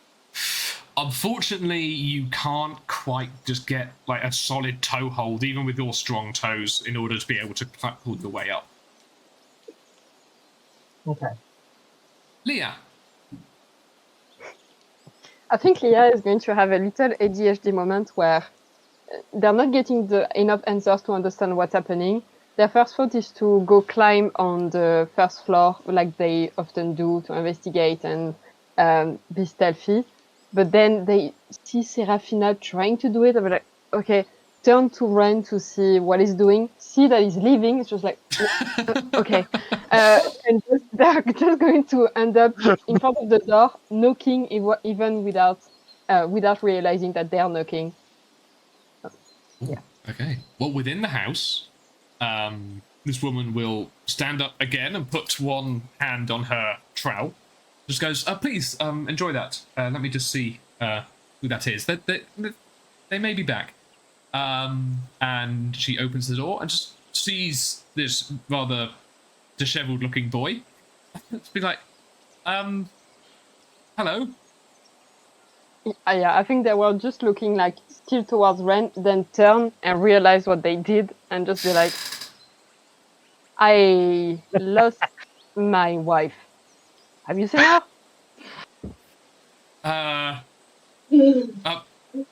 Possibly. 1 second. I'm sorry, I didn't get your name. She calls back to Eritrea. Just be like, have you lost your partner? Oh, yeah, actually, in the forest. Describe them. Ruggishly handsome boy. Very weird way to describe it. Can you describe your wife, please? She plays music at really weird times. Yes, that's fine. Yes, she's found her way here. Please do come in. Oh, thank you. Over there. Hey. Allow me to get you some soup. You didn't need just to like- call me out like that, Oh, Oh, I mean, it's Sorry. a fun thing though. honey. I'm just checking, like, they look really cautious because everything looks fine. She's like just eating her soup, and I'm just like, what is going on? And Want just some like take a seat. Soup's good. Yes, thank you. please, yes, some soup. I mean, we are. I know I said we'd get some visitors, but this many, all at one time, is quite incredible. Yes, please, take a seat. Thank you. Let's say they Yeah. hear another knock on the door. Okay, yeah. So Why Should am I- I doing that? another No. one? Okay. And To keep things short, I'll go with on this one as well. oh, you're both going. Okay. Yeah, so we don't have to do this again. It's funny though. She opens the door to see you both there, and just be like, okay, I can guess why you're here. Pointing to Seraphina. Why are you here? Pointing at Ren. And you, I would say you don't even need to roll insight. There's a little bit more aggression towards Ren in this. I'm looking for my youngest sibling. We're currently trying to figure out what's going on in the forest. I'm sorry, I don't know what I've done to upset you, but I mean no harm. He's done lots of things to upset you. Don't worry about it. He's like that. I'm not with the town or anything like that. No, I didn't think you would be. Fine, you may come in, but sit in the corner and don't go upstairs at all, okay? Yes, of course. I mean, we Again, can just make him stand outside if you prefer. yeah, I'm more than happy to stand outside waiting for my younger sibling. That's fine. I don't I want to get it. upset I'm you. not too keen on him either. If you In fact, insist. he just followed me. Anyway, you. Looking a bit creepily. Oh, sorry, yes, you can come in. There's a bowl of water just there for your feet. Oh, thanks. That's great. And I Yes, put it's it a, in the muddy water. it's a weird custom, but strange. Anyway, soup, I guess you would like. Oh, I'd love some, but if I know that there's been difficulty with variety of foods in the immediate area, so if you don't have enough to spare, don't worry about it. I've got my Our vegetable garden is going fine, and we have some in our little cool store. yes, so I can see please, it's like so beautiful the vegetable garden. yes, so please, It's down there. please have a seat. Yes, and From the yes. welcome I got, I would have just turned around and gone back to where I was looking. So I guess I'll say we'll walk up the track and investigate while you guys are here. Okay, And enjoy your time outside. I'll go up the thing. He doesn't. Okay. He doesn't go I'm going out, to spend a bit of Yeah. time with these three before coming back to you. Yeah, then. yeah, that's fine. The only reason is my character hasn't really faced just pure rejection as soon as he's like seen someone. So he's like, I don't know what to do in this situation. I'm going to leave. That's the only reason. Well, she will sit down with now the four of you with 3 large bowls of soup. She will have filled up the ones for Eritrea and Leah again. The second they were even looking slightly empty, they would have been nicely filled. Like, so,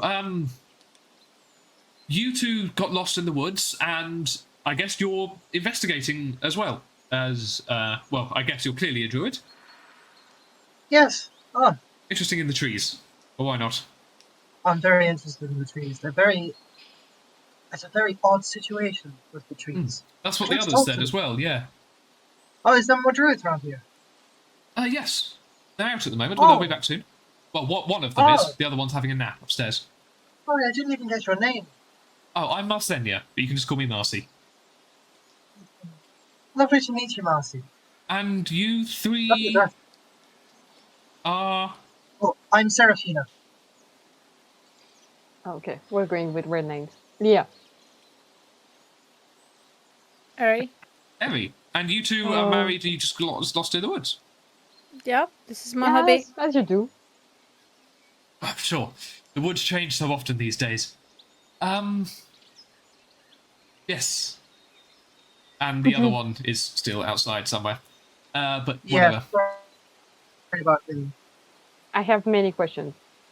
I'm sure you do.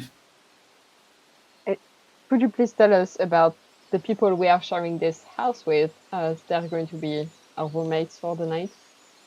Well, they are guests, so you will absolutely treat them with respect while in my uncle's house. Oh, and I will say to the both of you, if you wish to stay the night, it will be 5 silver pieces each for the board and food.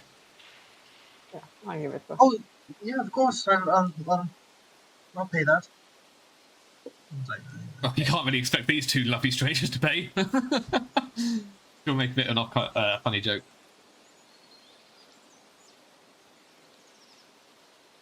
Huh? Don't worry, it's fine. I'm sorry, I was just making a joke about paying for strangers. It's fine. Thank you. Well, yeah.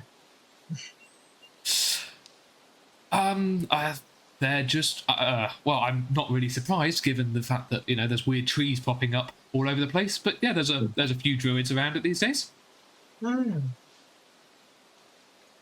Has it, was it just a normal... I mean, what was the... I don't want to bombard you with questions. I'm very thankful for the food. It's delicious. But have you noticed... has it ever been like this? In any way? Has there ever been a weird forest popping out of nowhere before? Yes, exactly. No. Weird question. No. Oh. No, this is just a quiet part of the world, really. It's...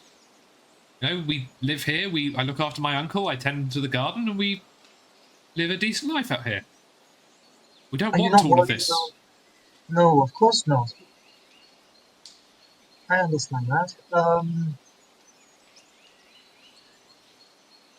Why you say do your you... uncle is... Sorry. I was just going to interrupt and say, why do you hate our paladin? Our paladin? What do you mean, our paladin? Oh, Is the the guy... paladin with you? No, the guy who's just outside. Yeah, you said our paladin. Yeah, he's my sibling. Oh, okay. Oh, that's who he meant. Oh, so you were travelling with your wife and your sibling through the forest and you all got separated from each other. Okay? Yeah, family. Him. Well, he's not the first of his kind to come knocking on our door, and they tend to be rather persistent and don't leave my uncle alone. In which case... That's very true. In which case he can spend the night outside if he wishes. He can have a small bed down here, but I will not have him bothering my uncle. Okay, can you tell us more about your uncle, please? Where is he? He's upstairs. With one of the others. Oh. Okay, so there's 2 people upstairs. Yes. What's his name? Yeah. I'm so bad. Fish. Elias. Elias. Yes. And So why your paladins come? Sorry. Why paladins come and bother Elias? Because they think that even in his advanced age that he will help them with all of their inquiries and their quest for greatness. Quite frankly, I will send as many of them packing as possible. Why do they think that he won't be able to help them?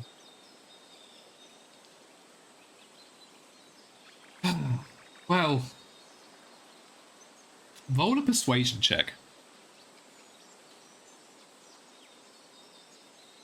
If it helps, Seraphina can flirt.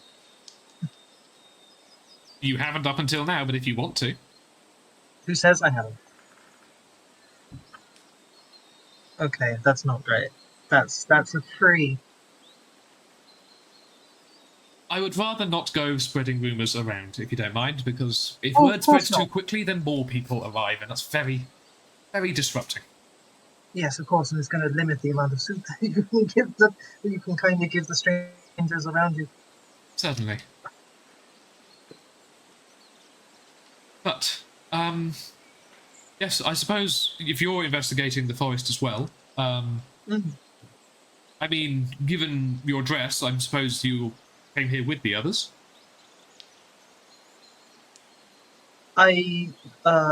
Yes. What did the other druids? Yes, I would assume so. The same thing, not wearing shoes, which is very frustrating, hence the bowl of water. Not wearing shoes. Yes, All right. that's correct. You say one of them is upstairs right now. Yes, I believe they're I'm asleep. actually on a. Oh, okay. Well, then I won't bother them. But I'm on a. I came separately. I'm actually. Never investigated. Druids are quite like this. They could have sent more of us actually than one. Oh, okay. Well, there you go. I'm not the only one searching. But while trying to investigate this. Greg, do I know that many druids dress similarly to me, or is it just... You haven't come across many druids, but bear in mind they said no shoes, wearing the same type of clothes, which is to say, that green kind of hooded tunic that you kind of wear. That sounds like you. But we're now going to jump over to Ren. Ren, you have headed after these footsteps that you can see heading off into the distance. Mm-hmm. I'll because I rolled decently on the investigation check. I passed the message on to Seraphina that I'm going to investigate, and I'll head down the path. Okay. And you're not walking long, maybe 5 minutes, before you meet somebody coming the other way. And I'll say, just for a second, you think it's Seraphina. As this strange, barefooted, muddy but barefooted, person in a green hooded tunic comes walking by you. Oh, wait, you're not Seraphina. I'm not Hi. who? I'm Ren. Nice to meet you. That's nice. I'm not who? My traveling companion, Seraphina. Where are they? In the hut. They will straighten up and walk very quickly past you, not saying another word to you. At least I know where she gets it from now. That makes a lot more sense. Cool. I guess I'll after realizing they definitely aren't going to stop. It's like I'll just stay around the area just in case it gets dicey. I'll kind of camp out in some of the trees area and just wait around there. You follow this woman who is moving really quite quickly. She's even close to Seraphina's age, you might imagine. As this woman strides through the forest, through the clearing, up to the front door, pushes it wide open, possibly startling the other four of you inside. Seraphina. Who you'll see standing in the door is you'll see someone with light brown, kind of chestnut skin, black, kind of curly, frizzy hair. She is staring directly at you. Despite the many years that have passed since you last met them, their eyes and their hair especially is something that you recognise immediately as your childhood friend, Ula. She will stride in very quickly towards you. Do you do anything as you're sitting there? Ula? Seraphina. She will stare at you, raise one hand, and punch you directly in the face. Can we react? No, because that is where we're ending today's session. Oh. There we go. Oh my god! I didn't expect this early on. There we go. Yeah, that was wicked.